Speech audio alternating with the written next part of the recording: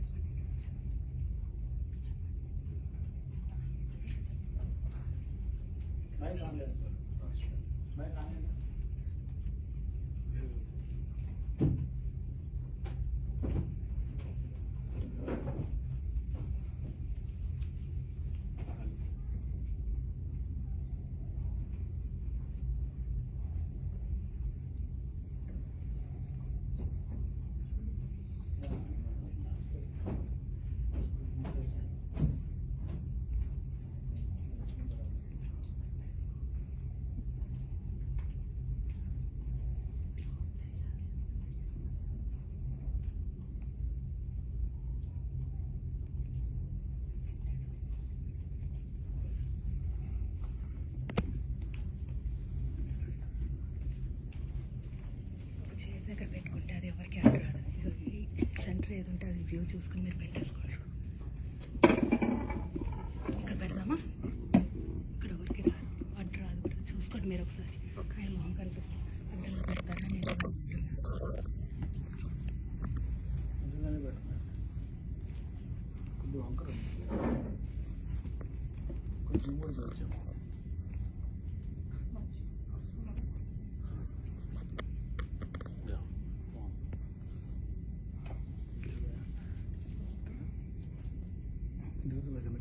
దిగిందా? Okay, ఇంకా దగ్గర పడతారా?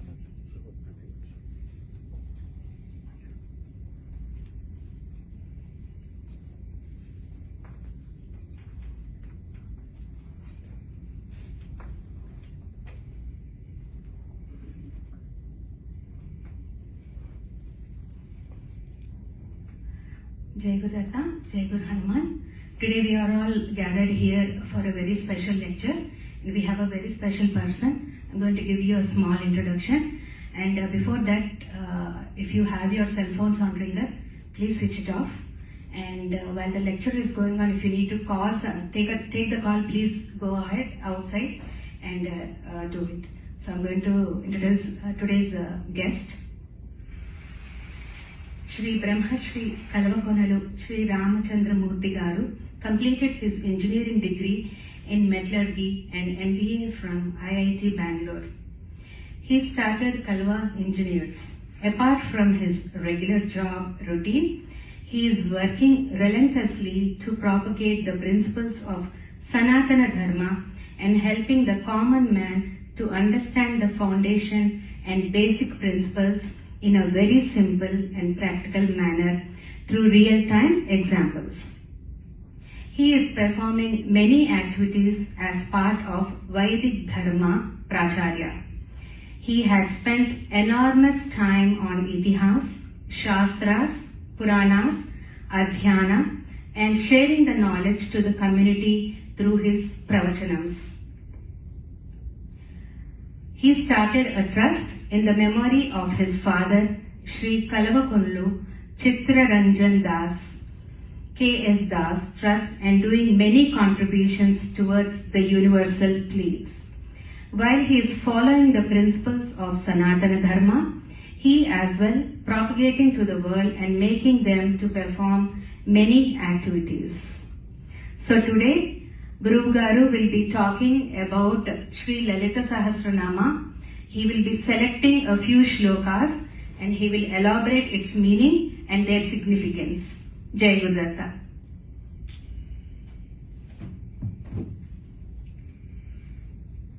शुक्लांबरधरं विष्णुं शशिवर्णं चतुर्भुजं प्रसन्नवदनं ध्यायेत् सर्वविघ्नोपशान्तये। आपदामपहर्तारं दातारं सर्वसम्पदां लोकाभिरामं श्रीरामं भूयो भूयो नमाम्यहम्। वागर्धाविव संतृप्तौ वागर्धप्रतिपत्तये जगतः पितरौ वन्दे पार्वती परमेश्वरौ। అంబ నవాంబుజోజ్వల కరాంబుజశారద చంద్ర చంద్రికాడంబర చారుమూర్తి ప్రకటస్ఫుటభూషణ దిగ్విభాగ సుచుక్తి వివక్త నిజ ప్రభావ భావాంబర వీధి విశ్రుత విహారిణి మమం కృపజూడు భారతీ ముక్తా విద్రుమహే మనీలధవళ ఛాయేర్ముఖైస్త్రీక్షణై యుక్తామిందు నిబద్ధరత్నమకుటాం తద్వార్ధవర్ణాత్మికాం గాయత్రీం వరదాభయాం కుశకశాః శుభ్రం కపాలం గదాం శంఖం చక్రమధారవిందయుగళం హస్తైర్వహం తీం భజే. శృతిస్మృతిపురాణానాం ఆలయం కరుణాలయం నమామి భగవత్పాదశంకరం లోకశంకరం. గురుర్బ్రహ్మా గురుర్విష్ణుః గురుర్దేవో మహేశ్వరः గురుః సాక్షాత్ పరం బ్రహ్మ తస్మై శ్రీ గురవే నమః. జై గురుదత్త. సభా సరస్వతికి నమస్సుమాంజలు. ముందుగా అమ్మవారిని ధ్యానం చేద్దాం. నాతో పాటు మీరు కూడా చెప్పండి. సర్వ చైతన్య రూపాం తాం ఆద్యాం విద్యాం చ ధీమహి బుద్ధిం యానః ప్రచోదయాత్. ఈవేళ ఎంతో విశిష్టమైనటువంటి రోజు. ఆషాఢ మాసంలో పాడ్యమి నుంచి నవమి దాకా ప్రత్యేకమైనటువంటి నవరాత్రులు జరుపుతారు. వీటిని వారాహి నవరాత్రులు అంటారు. అమ్మవారు గిరిచక్రరథారూఢ, మీరందరూ చదువుతారు కాబట్టి మీకు తెలుసు. వరాహి అమ్మవారి రథము, ఆ గిరిచక్ర రథములో ముఖ్యంగా దేవతల ధన్వంతరి, అశ్విని దేవతలు ఇత్యాది దేవతలందరూ ఉండగా ఇవాళ పాడ్యమి నాడు ప్రారంభం జరిగి ఈ 9 రోజులు జరిగేటువంటి నవరాత్రి ఉత్సవాలలో అది మరీ ముఖ్యంగా ఇవాళ శుక్రవారం విశేషమైనటువంటి రోజు. అమ్మ నిర్ణయం చేస్తే అన్నీ అవే ఏర్పడతాయి అనడానికి ఇదే నిదర్శనం. హనుమత్ దేవాలయం కదా, హనుమత్ వైభవం గురించి చెప్పుకుందామన్నాను. కాదండి, అమ్మవారి గురించి చెప్తే బాగుంటుంది అన్నారు కళ్యాణి గారు. ఎందుకు స్ఫురింపజేసిందో అమ్మ ఈ నవరాత్రి అనే విషయం అప్పుడు నాకు గుర్తులేదు. అద్భుతమైనటువంటి ఈ రోజు ఆ తల్లి గురించి 4 మాటలు చెప్పమని నన్ను కోరడం. నాకేదో తెలుసని నేను ఇక్కడ కూర్చోలేదు.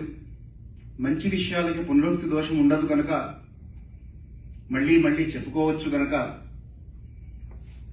ఉదాహరణకి సత్యం వద ధర్మంచర ఇప్పటికి ఎన్నిసార్లు వినుంటామో మనం. మళ్ళీ వినాలి, మళ్ళీ వినాలి, మళ్ళీ వినాలి, మళ్ళీ విన్నా తప్పులేదు. అలాంటిది ఇది కూడా కనుక I'm fully conscious of the fact that there is more knowledge and wisdom that is facing me rather than that is facing you. కానీ 4 మాటలు అమ్మని గురించి 4 మాటలు చెప్పడం అంటే సాహసం చేయడమే. కానీ ఆ 4 మాటలు కూడా తీయగా మధురంగా ఉంటాయి కనుక ఈ పూటకి మనకు ఆనందంగా అనిపిస్తుంది. అందువల్ల అమ్మ నామము ఆనందధామము అనేటువంటి అంశం మీద 4 విషయాలు మనం ఒకసారి గుర్తు చేసుకుందాం. జంతువునాం నరజన్మ దుర్లభం అన్నారు శంకర భగవత్పాదుల వారు. 84 లక్షల జీవరాశులుంటే వాటన్నిటికంటే ఉత్కృష్టమైనటువంటి స్థితిలో నరజన్మ ఉంటుంది అని స్పష్టంగా చెప్పారు. ఎందువల్ల అంటే మానవుడికొక్కడికి మాత్రమే, మానవుడు అంటే నా ఉద్దేశం పురుషుడు కాదండి, స్త్రీ పురుషుడు. ఇక్కడ లింగ భేదం లేదు. దేవుడు అన్న దగ్గర కూడా అదే ఉంటుంది. మనం దేవుడు దేవుడు అంటుంటాం, దేవత అని ఒకటి ఏర్పరచుకున్నాం, కానీ దైవ శబ్దానికి లింగం లేదు. నిరాకార, నిరంజన, నిర్వికల్ప, నిరామయ రూపం అది. కాబట్టి మానవ జన్మ ఎత్తినప్పుడు 84 లక్షల జీవరాశుల్లో లేనటువంటి ఒకే ఒక్క విశిష్టమైనటువంటి ఫ్యాకల్టీ అంటుంటాం మనం దాన్ని. ఆ ఫ్యాకల్టీ ఏమిటి అంటే ధర్మాధర్మ విచక్షణ చేయగలిగినటువంటి బుద్ధి. ఆ బుద్ధిని భగవంతుడు ఒక మనుషులకు మాత్రమే ఇచ్చారు. స్త్రీ పురుష భేదం లేకుండా అందరికీ ఉన్నది. దాన్ని వాడుతున్నామా లేదా అనేటువంటిది వారి వారి స్వేచ్ఛకు వదిలిపెట్టేశాడు భగవంతుడు. భగవన్నామము చెప్పుకోగలిగినటువంటి స్థితి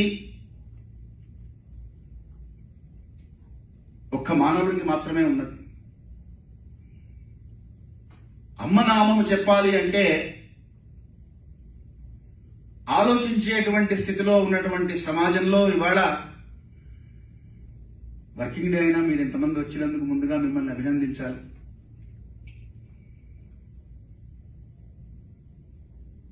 జంతువునాం నరజన్మ దుర్లభం.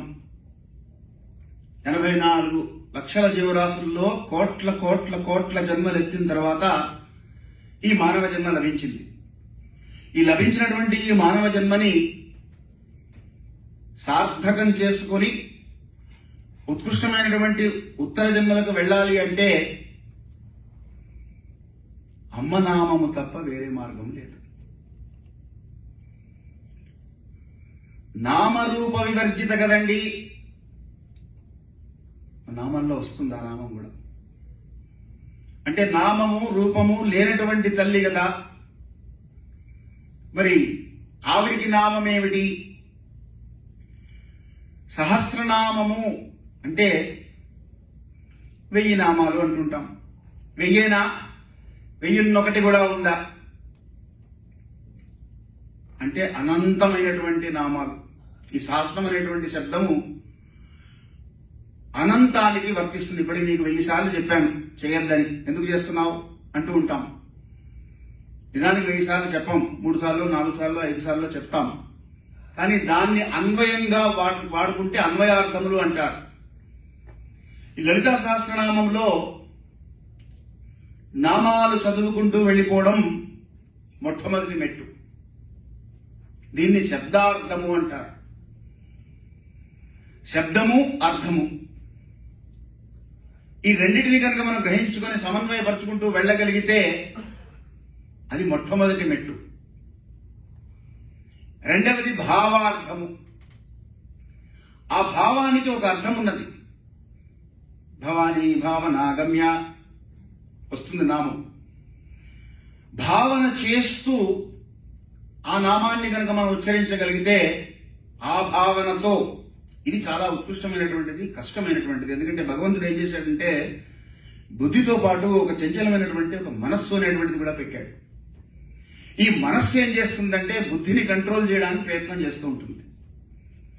నిజానికి it has to be a subordinate. కొన్ని ఆఫీసుల్లో మనం చూస్తుంటాం, subordinate will be more competent then the boss. అటువంటిప్పుడు సబార్డినేట్ బాస్ ని కంట్రోల్ చేయడానికి చేస్తూ ఉంటాడు. బాస్ సబార్డినేట్ లాగా ఉంటాడు, కానీ ఇక్కడ బుద్ధి అలా ప్రవర్తించదు. కానీ మనస్సు ఎప్పుడు దాన్ని ఓవర్టేక్ చేద్దామని చూస్తూ ఉంటుంది. అందుకని భావన చేయాలి అంటే మనస్సును నిగ్రహించుకోగలగాలి. మనస్సును నిగ్రహించాలి అంటే బుద్ధిని ప్రయోగించాలి. అందుకనే శంకర భగవత్పాదుల వారు జంతువునాం నరజన్మ దుర్లభం ముక్తిర్నో శతకోటి జన్మ సుకృతైర్ పుణ్యైర్ వినా లభ్యతే అన్నారు. అంటే కొన్ని కోట్ల జన్మలు ఎత్తావు, చీమ, దోమ, నల్లి, పిల్లి, కుక్క, ఇలాగా ఎన్నెన్ని జన్మలు ఎత్తామో మనకే తెలియదు. అన్ని జన్మలలోనూ అమ్మలున్నారు. కానీ ఈ జన్మలో అమ్మలగన్నయమ్మ, ముగురమ్మల మూలపుటమ్మ, చాలా పెద్దమ్మ, సురారులమ్మ. ఈ అమ్మ ఎటువంటిది అంటే అమ్మల కన్నా అమ్మ, అమ్మకు అమ్మ అమ్మమ్మ అంటాం, అమ్మమ్మకు అమ్మ తాతమ్మ అంటాం. ఆ తర్వాత మనకు శబ్దాలు లేవు. కానీ ఎక్కడికి వెళ్ళినా, అవతలికి వెళ్ళినా లోకంబులు లోకేశులు లోకస్తులు తెగిన తుది పెంజీగడి కవ్వల ఎవ్వండి ఏకాకృతి అయి వెలుంగు అతడిని సేవింతున్నారు పోతన గారు. అతడు ఆమె, మళ్ళీ మీరు కన్ఫ్యూజ్ అవ్వద్దు. ప్రకృతి పురుష శబ్దాలు రెండు వేరువేరుగా వాడుతున్నా అమ్మయే. కాబట్టి నామ రూపములు లేనటువంటి తల్లి ఒక నామం పెట్టాం మనమే, సహస్రనామం అన్నాం. ఈ సహస్రనామాలు మనం పెట్టలేదు కదండి, వసిన్యాల దేవతలు ఇచ్చారు కదండి అని నన్ను అడగండి ప్రశ్న. ఇప్పుడు అంత డిప్గా వెళ్ళలేదు నేను లోపలికి. ఇచ్చినటువంటి నామాలని మనం అలా స్వీకరించాం. వ్యాస భగవానుడు మనకు అందిస్తే దాన్ని మనం అలా చదువుకుంటూ వెళ్ళిపోతున్నాం. కానీ నిజానికి భవానీ భావనాగమ్య భవారణ్యకుఠారిక అనేటువంటి నామంలో భావనాగమ్య అనేటువంటిది చూస్తే మనం భావనకు అమ్మవారు దొరుకుతుంది. భావన మాత్ర సంతుష్ట, కేవలంగా భావన చేత మాత్రమే భగవంతుడిని పట్టుకోవచ్చు. భావన చేయాలంటే మనసును నిగ్రహించాలి, మనసును నిగ్రహించాలంటే ఇంద్రియాలను నిగ్రహించాలి, ఇంద్రియాలంటే చక్షుశ్రోత్ర జిహ్వాగ్రాణం పంచానాం జ్ఞానేంద్రియాణం వాక్పాణిపాదపస్థాయూనాం పంచానాం కర్మేంద్రియాణం అని ఒక 10 ఇంద్రియాలు పెట్టాడు భగవంతుడు. చర్మము, కళ్ళు, త్వక్కంటే చర్మము, చక్షువులు అంటే కళ్ళు, శ్రోత్రములు అంటే శ్రవణేంద్రియాలంటే చెవులు, జిహ్వ అంటే నాలిక, ఆఘ్రాణం అంటే నాసికారంధ్రములు. వీటి ద్వారా మనం అన్ని తెలుసుకుంటున్నామని మనం అనుకుంటున్నాం. కానీ నిజానికి యజుర్వేదం ఏమంటుందంటే దాంట్లో స్పష్టంగా చెప్పేసింది, ఓజోసి సహోసి బలమసి భ్రాజోసి దేవానాం ధామనామాసి. అమ్మవారు ఎక్కడుంటుంది అంటే ఓజస్సు అంటే ఇంద్రియాలకు కావలసినటువంటి శక్తి. మీకు తేలిక పట్టుకోవాలంటే కంటి చూపు, కన్నున్నది కానీ చూడలేని పరిస్థితి వస్తుంది ఒకనొక స్టేజ్లో. అప్పుడు కళ్ళజోడు తెచ్చిపెట్టుకుంటాం. అంటే కంటి చూపు మందగించింది అని అర్థం. మరి నీ కన్నున్నది కదా, నిన్నదాకా నువ్వే చూసావు కదా, ఇవాళ ఎందుకు అది మందగించింది అంటే లోపల చూపించేటువంటి శక్తి ఒకటి ఉన్నది, ఆ శక్తి వెళ్ళిపోతున్నది అని అర్థం. ఆ శక్తి సన్నగిల్లింది అని అర్థం. ఆ శక్తి ఉన్నంత వరకు మానవుడు నేను నా కళ్ళతో నేను చూస్తున్నాను అనుకుంటూ ఉంటాడు. అమ్మ అనుగ్రహం కోల్పోతే ఆ శక్తి తగ్గిపోతూ ఉంటుంది. చెవులలో వినేటువంటి శక్తిని మనం కొనలేము, వినికిడి మెషిన్ కొనుక్కుంటాం కావాలంటే. కానీ ఆ వినేటువంటి శక్తి అమ్మవారు ఇవ్వాల్సిందే. ఆవిడ ఇచ్చినంత కాలమే ఉంటుంది. ఏమిటోనండి, మొన్నదాకా 10 కిలోమీటర్లు రోజు నడిచేవాడిని ఈ మధ్య మోకాళ్ళు నొప్పులు పుడుతున్నాయి అంటారు. ఎందుకు నడవలేకపోతున్నారు? మీ కాళ్ళు మీకున్నాయి కదా. కాబట్టి కాళ్ళల్లో నడిచేటువంటి శక్తి అమ్మవారు ఇవ్వాల్సిందే. ఆవిడ ఇస్తేనే ఉంటుంది. ఓజోసి అంటే ఈ ఇంద్రియాల వెనక ఉన్నటువంటి శక్తి. ఈ శక్తి స్వరూపిణిగా, అందుకని శక్తి స్వరూపిణి అంటాం అమ్మవారిని మనం. అమ్మవారు అంటే సింధూరారుణ విగ్రహాం త్రినయనాం మాణిక్యమౌళి స్ఫురత్ తారానాయక శేఖరాం స్మితముఖీం ఆపీనవక్షోరుహం అని ధ్యాన శ్లోకంలో చెప్తున్నాం. కానీ అమ్మవారు అలాగే ఉంటుంది అనుకుంటే మాత్రం పొరపాటు. అదొక రూపము మాత్రమే. వసిన్యాది వాగ్దేవతలు మనకు అందించినటువంటి స్వరూపం అది. ఎందుకంటే రూపము లేనటువంటి స్వరూపాన్నే మనం దైవము అంటున్నాం. It can take any form. అప్పుడు how you can fix it up only in one form. అందుకని భవానీ భావనాగమ్య అన్నారు. భావనాగమ్య అంటే భావన చేత దొరికేటువంటి తల్లి భావనకు మాత్రమే దొరికేటువంటి తల్లి కాదు. భావనకు దొరకదు అమ్మవారు. ఇది కొంచెం జాగ్రత్తగా పట్టుకోవాలి మీరు. అంటే నేను భావన చేసినటువంటి రూపంలో నాకు దొరుకుతున్నది కాబట్టి అదే అమ్మవారు అనుకోకూడదు. She has many other forms other than this.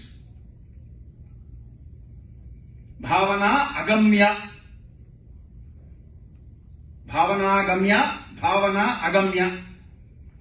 ఇప్పుడు భావార్థంలోకి వెళ్ళామనుకోండి, మనం శబ్దార్థం నుంచి భావార్థంలోకి వెళితే ఇది రహస్యం. అందుకని లలిత రహస్యనామ సహస్రనామ రహస్య స్తోత్రం అన్నారు. ఇది రహస్యం. రహస్యం అంటే సీడీలు, వీడియో యూట్యూబ్లో అన్ని చోట్ల దొరుకుతుంటాయి. ఇంకా రహస్యం ఏముందండి? రహస్యం ఏమిటి అంటే దాంట్లో ఉన్నటువంటి శబ్దార్థాలు మాత్రం ఎక్కడైనా దొరుకుతాయి. భావార్థాలు ఒక గురువు దగ్గర కూర్చొని అభ్యసిస్తే గాని భావార్థం లభించదు. భావార్థం లభిస్తే గాని అమ్మ తత్వం అర్థం కాదు. అర్థమైన నాడు ఏమవుతుంది? అమ్మతత్వం ఎప్పుడైతే అర్థమైందో అప్పుడు భవానీ భావన అగమ్య భవారణ్య కుఠారిక. అప్పుడు భవారణ్య కుఠారిక. కుఠారిక అంటే గండ్రగొడ్డలండి. భవ అరణ్య, భవబంధాలు అంటుంటాం. భవబంధాలు అంటే ఇక్కడ ఈ జగత్తులో ఉండేటువంటి బంధాలు, అనుబంధాలన్నీ కూడా అరణ్యం లాంటిదట.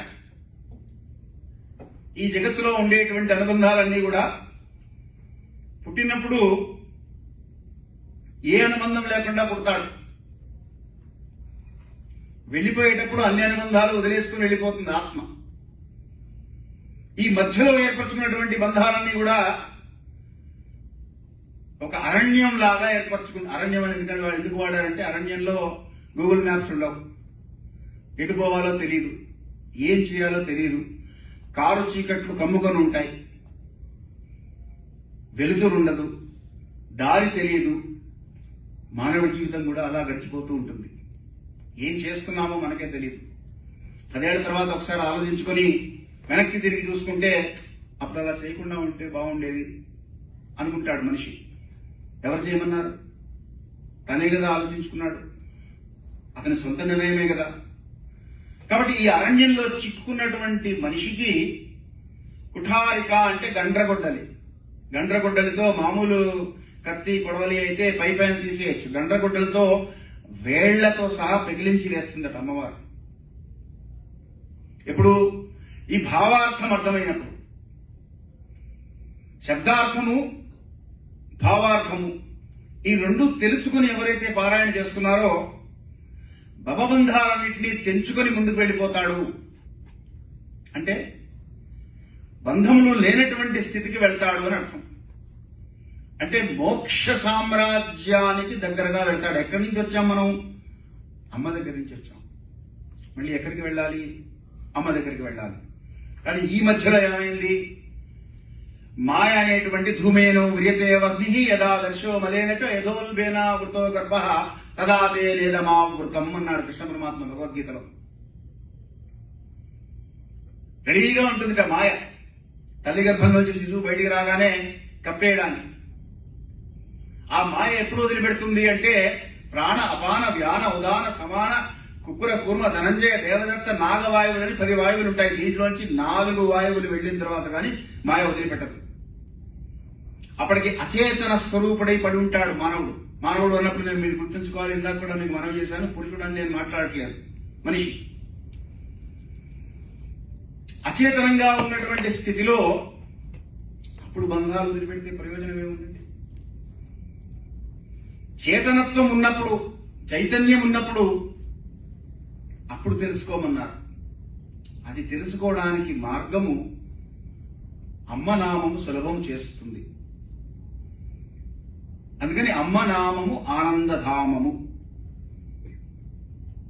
ఇప్పుడు ధామము అంటే ఇందాక మీకు ఓజోసి సహోసి బలమసి భ్రాజోసి దేవానాం ధామ నామాసి యజుర్వేదంలో పరిచయం చేశాను. ఓజస్సు అంటే ఇంద్రియాలు అనుకున్నటువంటి శక్తి అని కూడా మీకు వివరించాను. సహనము కూడా అమ్మేట. మనిషిలో సహన శక్తి ఉంటే ఏమవుతుంది? పేషెన్స్ పెరుగుతుంది. పేషెన్స్ పెరిగితే పర్సీవరెన్స్ పెరుగుతుంది. పర్సీవరెన్స్ పెరిగితే సక్సెస్ రేట్ పెరుగుతుంది. పేషెన్స్ తగ్గితే కోపం వస్తుంది. కోపం వస్తే పాపం వస్తుంది. పాపం వల్ల మళ్ళీ జన్మ వస్తుంది. కాబట్టి జన్మ రాకుండా ఉండాలంటే కోపం రాకుండా ఉండాలి. కోపం రాకుండా ఉండాలంటే ఉండవలసింది ఏమిటి అంటే పేషెన్స్ ఉండాలి, సహనం ఉండాలి. ఈ సహనము అమ్మవారు ఓజోసి సహోసి, సహనం రూపంలో అమ్మవారు ఉంటుంది లోపల. బలమసి భ్రాజోసి, శరీరంలో ఉన్నటువంటి శక్తి, కర్మేంద్రియాలు జ్ఞానేంద్రియాలు చెప్పుకున్నాం కదా. ఈ పంచకర్మేంద్రియాలు పనిచేస్తున్నాయి అంటే, ఇప్పుడు ఒక పువ్వు ఉన్నది అక్కడ, ఆ పువ్వు బాగున్నది, అది కొయ్యాలి. బాగున్నదని ఎవరు చెప్తారు? మనస్సు చెప్తుంది. మనస్సు దేనికి చెప్తుంది? బుద్ధికి చెప్తుంది. బుద్ధి ఏం చెప్పాలి? ముందు first check whether you can pluck or not, is it legal or illegal, ఇక్కడ చేయొచ్చా చేయకూడదా చెక్ చేయాలి కదా. కొన్ని సందర్భాల్లో అది పనిచేయనివ్వదు. దాన్ని ఈ పువ్వు చాలా బాగుంది, ఎలా అయినా సరే ఇక్కడ వేస్తారో లేదో నాకు తెలియదు, ఇండియాలో సంగతి చెప్తున్నాను, ఎలా అయినా సరే కోసేయంటారు. అలా చేయనీయకుండా బుద్ధిని కంట్రోల్ చేయడానికి అమ్మ నామం ఉపయోగపడుతుంది.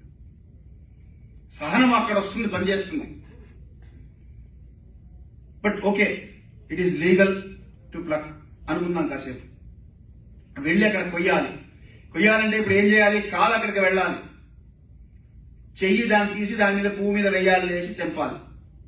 సో కాలు చెయ్యి పని చేయాలంటే బుద్ధి మనస్సు బుద్ధి మీద పెడుతుంటుంది, బుద్ధి మనస్సు తొక్కుపడుతూ ఉంటుంది. అక్కడికి వెళ్ళిన తర్వాత అందలేదు ఆ పువ్వు, కాస్త ఎత్తులో ఉన్నది. ఇప్పుడు మళ్ళీ ఒక స్టూల్ తీసుకురావాలి, ఆ స్టూల్ వేసి ఎక్కాలి. బుద్ధి ఏం చేస్తుందంటే ఈ లోపల మళ్ళీ ఏం తెస్తావులే వదిలేసేయండి, కాదు ఇది పూజకు కావాలి, నేను పూజ చేయాలి, నేను పూజ చేసి అమ్మవారి పాదాల చెంత దీన్ని సమర్పించాలి అని మళ్ళీ బుద్ధి చెప్పాలి. ఎప్పుడు చెప్తుంది? అమ్మయందు అవ్యాజ కరుణామూర్తి. అమ్మ అవ్యాజ కరుణామూర్తిత. కరుణ అంటే అపారమైనటువంటి సముద్రము లాంటి దయ. మనలో కూడా చాలా మందికి ఉంటుందండి దయామూర్తులు, కరుణామూర్తులు ఉంటాం.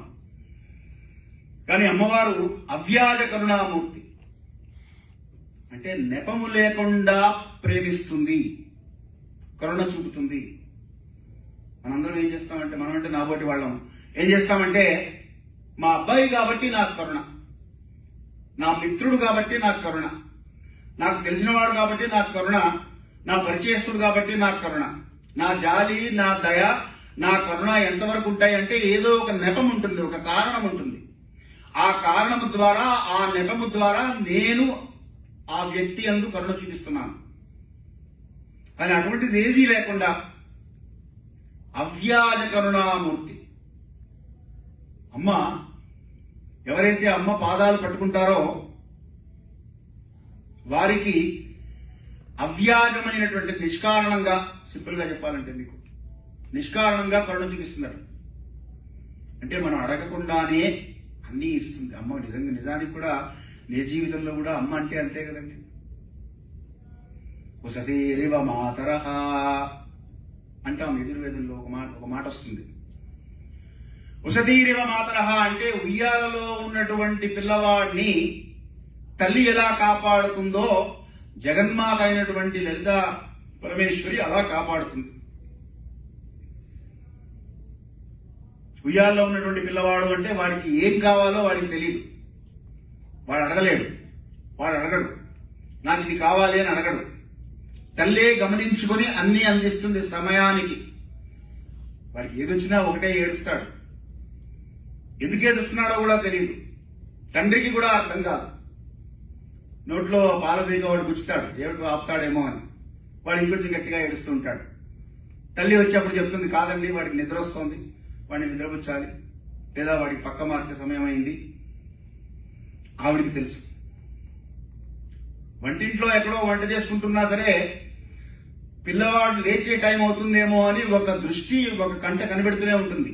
వచ్చి తలుపు తీసి చూస్తుంది వీడు లేచాడా లేదా అని. ఆ టైంకి వాడికి పాల టైం అయితే పాలు, పక్క తడిపితే పక్క మార్చడం, బట్టలు మార్చాలంటే మార్చడం, స్నానం చేయించాలంటే స్నానం చేయించడం, నిద్రపుచ్చాలంటే నిద్రపుచ్చడం, ఏది చెయ్యాలో అది వాడు అడగకుండానే అడగలేడు కూడా వాడికి ఆ శక్తి కూడా లేదు. మనందరికి కూడా అదే పరిస్థితి. మనకేం కావాలో మనకే తెలియదు.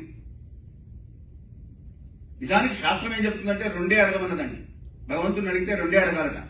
అనాయాసేన మరణం వినా దైన్యేన జీవనం దేహాంతే తవ సాయుధ్యం. మూడోది, ఎందుకంటే రెండు అడిగితే మూడోది ఇవ్వడం కామన్ కదా. By 2 get 1 free. దేహి మే పరమేశ్వర, ఇది అడగమన్నారు. అనాయాసంగా మరణం రావాలి, దైన్యం లేకుండా జీవనం గడిచిపోవాలి. దీనత్వము అంటే దైన్యం అంటే ఒకరిని దేహి అని అడగకుండా. దేహాంతే తవ సాయుధ్యం. కానీ మనం ఎంతమంది అడుగుతున్నాం? క్షేమ స్థైర్య ధైర్య వీర్య విజయ అభయ ఆయుధ ఆరోగ్య ఐశ్వర్యాణం అభివృద్ధ్యర్థం ధర్మార్థ కామ మోక్ష చతుర్విధముల పురుషార్థసిద్ధ్యర్థం ఇష్టకామ్యార్థ ఫలసిద్ధ్యర్థం మనోవాంఛా ఫలసిద్ధ్యర్థం చింతిత మనోదాహ పరిపూర్ణతా సిద్ధ్యర్థం కదండి. ధన కనుక వస్తు వాహన దేన కాంచన పుత్ర పౌత్రాభివృద్ధ్యర్థం. లిస్ట్ అలా పెడుతుంటుంది. అష్టోత్తరం కంటే ఇది ఎక్కువ ఉంటుంది. ఆయనకి తెలుసు, అమ్మకి తెలుసు. మీరు దేవుడు ఇప్పుడు హనుమంతుల వారి దగ్గర పూజ చేస్తున్నారు అంటే ఆయనకి సర్వజ్ఞుడు, మనం చెప్పక్కర్లా. అమ్మకు కూడా అన్ని విషయాలు తెలుసు. ఆవిడికి తెలియనట్టు ఏమీ లేదు. మనకేం ఇవ్వాలో ఆవిడకి తెలుసు. పిల్లవాడు మారాం చేస్తాడు, చాక్లెట్ కావాలని తల్లి ఇవ్వదు. వాడు ఏడుస్తాడు, ఏడిచినా సరే నేను ఇవ్వనంటు. ఎందుకు? ఆ చాక్లెట్ తినడం వల్ల వాడికి అనారోగ్యం చేస్తుందనే విషయం తల్లికి తెలుసు, పిల్లవాడికి తెలియదు. వాడు ఏడుస్తాడు. అలాగే మనకేం కావాలో అమ్మకు అన్ని తెలుసు అనేటువంటి నమ్మకంతో గనక కూర్చుంటే వసతీరివ మాతరః. అందుకని భవారణ్యకుటారిక, ఈ అరణ్యంలో ఉన్నటువంటి వాళ్ళం దిక్కు తెలియకుండా ఉన్నాం. మాకేం కావాలో మాకు తెలియడం లేదు, మేము నిన్ను అడగలేము తల్లి, మాకేం కావాలో నువ్వే ఇయ్యి అని కూడా మనం చెప్పక్కర్లేదు, ఆవిడకే తెలుసు. భవానీ భావనాగమ్య భవారణ్యకుటారిక, ఈ ఒక్క నామము చేసుకుంటూ వెళ్తే ఒక్కొక్క నామం అండి విశేషమైనటువంటి శక్తిమంతమైనటువంటి మంత్రాలు. వీటిలో బీజాక్షరాలు సంపుటీకరణ చేస్తున్నాయి, మీరు అవన్నీ వినే ఉంటుంటారు. విశేషంగా ఎందుకు దీని ఫలితం ఎలా వస్తుంది అంటే, ఇప్పుడు మనం అమ్మ అంటే భగవంతుడు అని తెలుసుకుందాం, భగవంతుడు అంటే ఏమిటో తెలుసుకుందాం, అప్పుడు మనకి అర్థమవుతుంది. నామం చెప్పినంత మాత్రం చేత ఎలా సాధిస్తామండి? ఎలా వస్తుంది మనకి? కూర్చొని నా పేరు శ్రీరామచంద్రమూర్తి, శ్రీరామచంద్రమూర్తి, శ్రీరామచంద్రమూర్తి, శ్రీరామచంద్రమూర్తి, శ్రీరామచంద్రమూర్తి అని 1000 సార్లు అన్నాను అనుకోండి, ఫలితం వస్తుందా? రామనామం కాబట్టి వస్తుందేమో. నా పేరులో మా నాన్నగారు పెట్టారు కాబట్టి రామనామం చెప్తున్నాం. వనేచ రామ వసుశ్చ రామ. విచిత్ర రామాయణం అని ఉంటున్నది. విచిత్ర రామాయణంలో ఒక మాట చెప్తారు ఇలాగే. అడవి దొంగలు ఉన్నారు, వాళ్ళు రోజు ఇదే అనుకుంటున్నారు. వనేచ రామ వసుశ్చ రామ నదీశ్చ రామ నవయంశ్చ రామ అనుకుంటున్నాక. దాని అర్థం ఏమిటంటే వనంలో తిరుగుదాం, వనేచ రామ, ఈ అడవిలో తిరుగుదాం. వసుశ్చరామ, వసువు అంటే బంగారం, సంస్కృతంలో వసువు అంటే బంగారం. బంగారాన్ని చరామ, దొంగతనం చేద్దాం. ఈ దారి దోపిడీ చేసుకొని వచ్చేవాళ్ళని పోయేవాళ్ళని అందరినీ దొంగతనం చేద్దాం. నదీం స్తరామ, అడవిలో కొన్ని నదులున్నాయి, అవసరమైతే నదులు దాటదాం, దాటి అవతలికి వెళదాం. ఇక్కడ రాకపోతే అటువైపు వస్తారు, అటు వెళ్ళి అటు దొంగతనం చేద్దాం, దోపిడీ చేద్దాం. నభయం స్తరామ, భయం లేకుండా మనం తిరుగుదాం, ఈ అడవిలో మనం ఎవరు అడ్డం చెప్పేవాళ్ళు లేరు అనుకుంటూ బతికాక. ఈ వనేచ రామ వసుశ్చ రామ నదీస్థ రామ నవయం చ రామ. ఈ రామ రామ రామ రామ అని 4 సార్లు అనడం వల్ల వాళ్ళు తరించిపోయారు అని చెప్తుంది విచిత్ర రామాయణం. కాబట్టి భగవన్నామము మనం ఎలా చెప్పినా తరిస్తాం, కానీ విషయం కనుక అర్థం చేసుకొని చెప్పగలిగితే, ఇప్పుడు అమ్మవారిని మనం ఒక శక్తి స్వరూపిడిగా కొలుస్తున్నాం. నామపారాయణం చేసేటప్పుడు పార అయనము, అయనము అంటే నడవడం, దక్షిణ ఆయనము అంటాం. అంటే సూర్యుడు దక్షిణం వైపు పెడుతున్నాడు అని, ఉత్తరాయణము ఉత్తరం వైపు పెడుతున్నాడు అని. కాబట్టి నడవడం. పారాయణము అంటే పర ఆయనము, పార ఆయనము రెండు చెప్పారు దానికి అర్థాలు. అంటే పరతత్వం వైపు ఎవరైతే అడుగులు వేయదలుచుకున్నారో వాళ్ళు చేసేటువంటి పనికి పారాయణము అన్నారు. దాటి వెళుతున్నాం గనక, దేని పార అంటే దాటుతున్నాం. దేన్ని దాటుతున్నాం? ఐహికమైనటువంటి ఈ జగత్తులో ఉన్నటువంటి మాయను దాటడానికి మార్గము గనక పారాయణము అన్నారు. ఈ పారాయణం చేసేటప్పుడు మనం ఏం చేస్తున్నాం? మాటలు మాట్లాడుతున్నాం. నిజానికి అక్షరాలు అవి కూడా. భవానీ భావనాగమ్య భవారణ్య కుటారిక భద్రప్రియ భద్రమూర్తి, ఇవన్నీ మనం అక్షరాలే కదండి. ఈ అక్షరాలను మనం ఉచ్చరిస్తున్నాం అంటే శబ్దోత్పత్తి చేస్తున్నాం. అందుకనే అక్షరాలు స్పష్టంగా పలకాలి. ఇది జాగ్రత్తగా గుర్తుంచుకోండి. మీరందరూ ట్రైన్డ్ అని విన్నాను. మీకు ఆ సందేహం ఉండదు, మీకు ఆ సమస్య ఉండదు, మీరు చక్కగా పలుకుతారు. కానీ సంస్కృతంలో విసర్గ బిందు మాత్రేణ పదపాదాన్యక్షరాణి చ, ఒక విసర్గ మారిన, ఒక బిందువు మారిన, ఒక అక్షరం మారిన, ఒక వత్తు మారిన అర్థం మారిపోతుంది. కాబట్టి జాగ్రత్తగా పలకాలి. పలుకుతున్నప్పుడు ఏమవుతుందంటే, ఇప్పుడు శబ్దోత్పత్తి చేస్తున్నాను నేను. శబ్దోత్పత్తి అంటే సౌండ్ ఎనర్జీ కదండి. భగవంతుడు అనేటువంటి శబ్దానికి భాగవతం నిర్వచనం చెప్పింది మనకి. భగ అనేటువంటి శబ్దానికి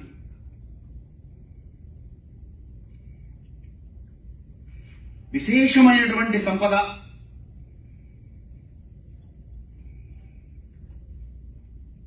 విశేషమైనటువంటి జ్ఞానము, అంటే ఇంకా ఇంకా లేదు అనకుండా ఉండేటువంటి ఐశ్వర్యం. ఐశ్వర్యశ్చ సమగ్రశ్చ వీర్యశ్చ యశశ్రియ జ్ఞాన వైరాగ్యశ్చైవ షణ్ణాం ఇది భగీరథ. భగ శబ్దానికి అర్థం భాగవతం ఇలా చెప్పింది. సమగ్రమైనటువంటి ఐశ్వర్యం. ఇప్పుడు ధీరుభాయ్ ముఖేష్ అంబానీ అయినా కొంతకాలం అయిపోయిన తర్వాత అయిపోయిందని నా దగ్గర లేదంటాడు. అందరికి ఇచ్చేయడం మొదలెట్టే ఆయన అందరికి ఇవ్వలేడు. కాబట్టి అటువంటి ఐశ్వర్యం కాదు, ఎంత ఇచ్చినా తరగని ఐశ్వర్యం. అది ఉన్నటువంటి వాడు భగవంతుడు. సమగ్రమైనటువంటి ఐశ్వర్యం. అలాగే బలం, యశ, కీర్తి. ఐశ్వర్యస్య సమగ్రస్య వీర్యస్య యశస్య జ్ఞాన వైరాగ్యశ్చైవ, ఈ 6 లక్షణాలు ఉన్నటువంటి వాడు భగవంతుడు. కాబట్టి ఇప్పుడు ఈ భగవంతుడు ఒక శక్తి స్వరూపిణిగా మనం కొలుస్తున్నాం అమ్మవారిని. శక్తి అంటే ఇంగ్లీష్ లో మనం దాన్ని ఎనర్జీ అంటున్నాం. సో భగవంతుడు అనేటువంటి వాడు, ఆమె, ఈశ్వరుడు, ఈశ్వరి కాసేపు పక్కన పెట్టండి. ఫార్మ్లెస్ గా ఊహించుకుందాం. భగ శబ్దానికి అర్థం అలా చెప్పారు కనుక ఫార్మ్లెస్ గా అమ్మవారిని కూడా ఊహించుకుందాం. ఎందుకంటే భావనాగమ్య కదా. కాబట్టి there is infinite amount of energy that is prevailing in the cosmos or the universe. ఇప్పుడు నేనేం చేయాలి? I have to connect to that energy and draw that cosmic power. దీనికి మహర్షులు ఏం చేశారంటే రీసెర్చ్. మహర్షులు అంటే సైంటిస్టులు అండి. వాళ్ళు వేల సంవత్సరాలు తపస్సు చేసి, తపహ అంటే తపశ్శబ్దానికి అర్థం సంస్కృతంలో కాల్చడం అని వస్తుంది ఒక అర్థం. బంగారాన్ని అగ్నిలో కాలిస్తే దానికి కావలసినటువంటి రూపం వస్తుంది. కాబట్టి అలా వాళ్ళు తపించి, మహర్షులు దీనికోసం తపించి మనకి జ్ఞానాన్ని అందించారు. అందించేటప్పుడు ఏం చేశారంటే, ఈ కాస్మోస్ లో, యూనివర్స్ లో ఉన్నటువంటి ఎనర్జీ ప్యాటర్న్ ఏదైతే ఉందో, ఎనర్జీ అంటే ఇట్ మస్ట్ హ్యావ్, ఇప్పుడు సౌండ్ ఎనర్జీ అంటున్నాం. సౌండ్ ఎనర్జీ అన్నప్పుడు ఈ సౌండ్ కి మీకు it must have some vibration ఉంటుంది. కాబట్టి sound is a mechanical vibration అన్నారు, డెఫినేషన్ అది ఇచ్చారు సౌండ్ కి. కాబట్టి ఈ వైబ్రేషన్ లో మీకు ఒక ఫ్రీక్వెన్సీ, ఒక వేవ్ లెంత్ ఉంటాయి. ఈ ఫ్రీక్వెన్సీ వేవ్ లెన్స్ ప్యాటర్న్ మనం ఎస్టాబ్లిష్ చేసుకోగలిగితే దానికి ఒక sound wave length frequency pattern definition ఇస్తున్నారు. ఇప్పుడు కాస్మోస్ లో యూనివర్స్ లో ఉన్నటువంటి infinite energy which has got its own varied frequencies and vibrations, wave lengths frequencies and wave lengths వేరువేరుగా ఉన్నవి.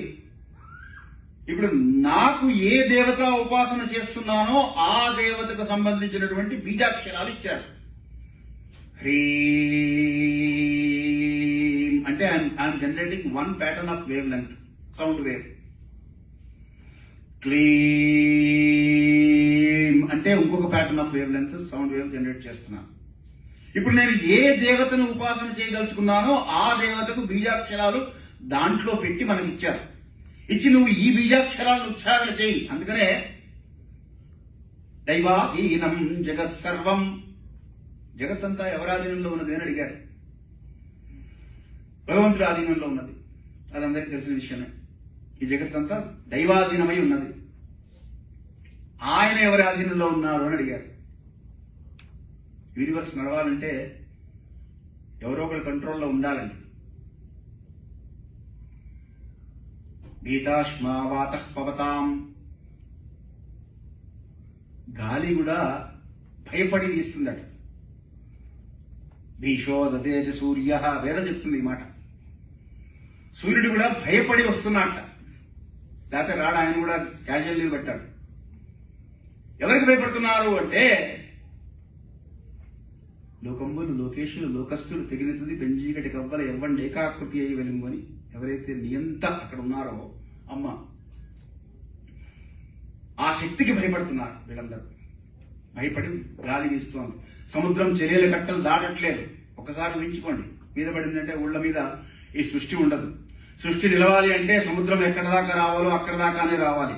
సూర్యుడు ఒక అడుగు కిందకి దిగాడంటే ఇక టెంపరేచర్స్ ఎంత పెరిగిపోతాయో, ఒక అడుగు వెనక్కి వెళ్ళాడంటే ఎంత ఫ్రీజ్ అయిపోతామో. ఆయన ఎక్కడ ఉండాలో అక్కడే ఉన్నాడు. నారదుల వారు విష్ణు పురాణంలో చెప్తారు ఈ మాట. నారదుల వారు వెళ్ళి విష్ణు భగవాన్ని స్తోత్రం చేశాట. నువ్వు స్థితికారకుడు అయ్యా, నువ్వు మహానుభావుడివి, నువ్వు వీటన్నిటినీ నియంత్రిస్తున్నావు, నిగ్రహిస్తున్నావు, ఎక్కడ ఉంచాలో అక్కడ ఉంచుతున్నావు అని. అంటే ఆయన అన్నట్ట, నేను కాదయ్యా ఉంచేది, మరి ఎవరు అన్నారు అంటే గోభి విప్రైశ్చ వేదైశ్చ సతీభిర్ సత్యవాదిభి అలుద్దైర్ దానశీలైశ్చ సప్తభిర్ ధార్యతే మహి అన్నాడు. భూమండలం మీద ఉన్నటువంటి గోవులన్నీ కూడా ఇవన్నీ సరిగ్గా నడవడానికి కారణమవుతున్నాయి. వేదములు, విప్రులు, పతివ్రత స్త్రీమణులు, సత్యవాదివి, సత్యమును మాత్రమే పలకాలనేటువంటి నియమం తీసుకున్నటువంటి వారు, లోభత్వం లేనటువంటి వారు, దానశీలం కలిగినటువంటి వారు, వీళ్ల వల్ల అది నిలుస్తున్నదయ్యా. ఇది లేని నాడు అవి నిలవవు అన్నారు. అందుకని ధర్మం నిలబడాలంటే వీళ్ళందరూ నిలబడాలి. కనుక భయపడకుండా ఎవరు పనిచేయరు. కాబట్టి దైవాధీనం జగత్ సర్వం. ఆయన ఎవరి ఆధీనంలో ఉన్నారు అన్నారు. మంత్రాధీనం తు దైవతం. మంత్రానికి ఆధీనుడై ఉంటాడు భగవంతుడు కూడా.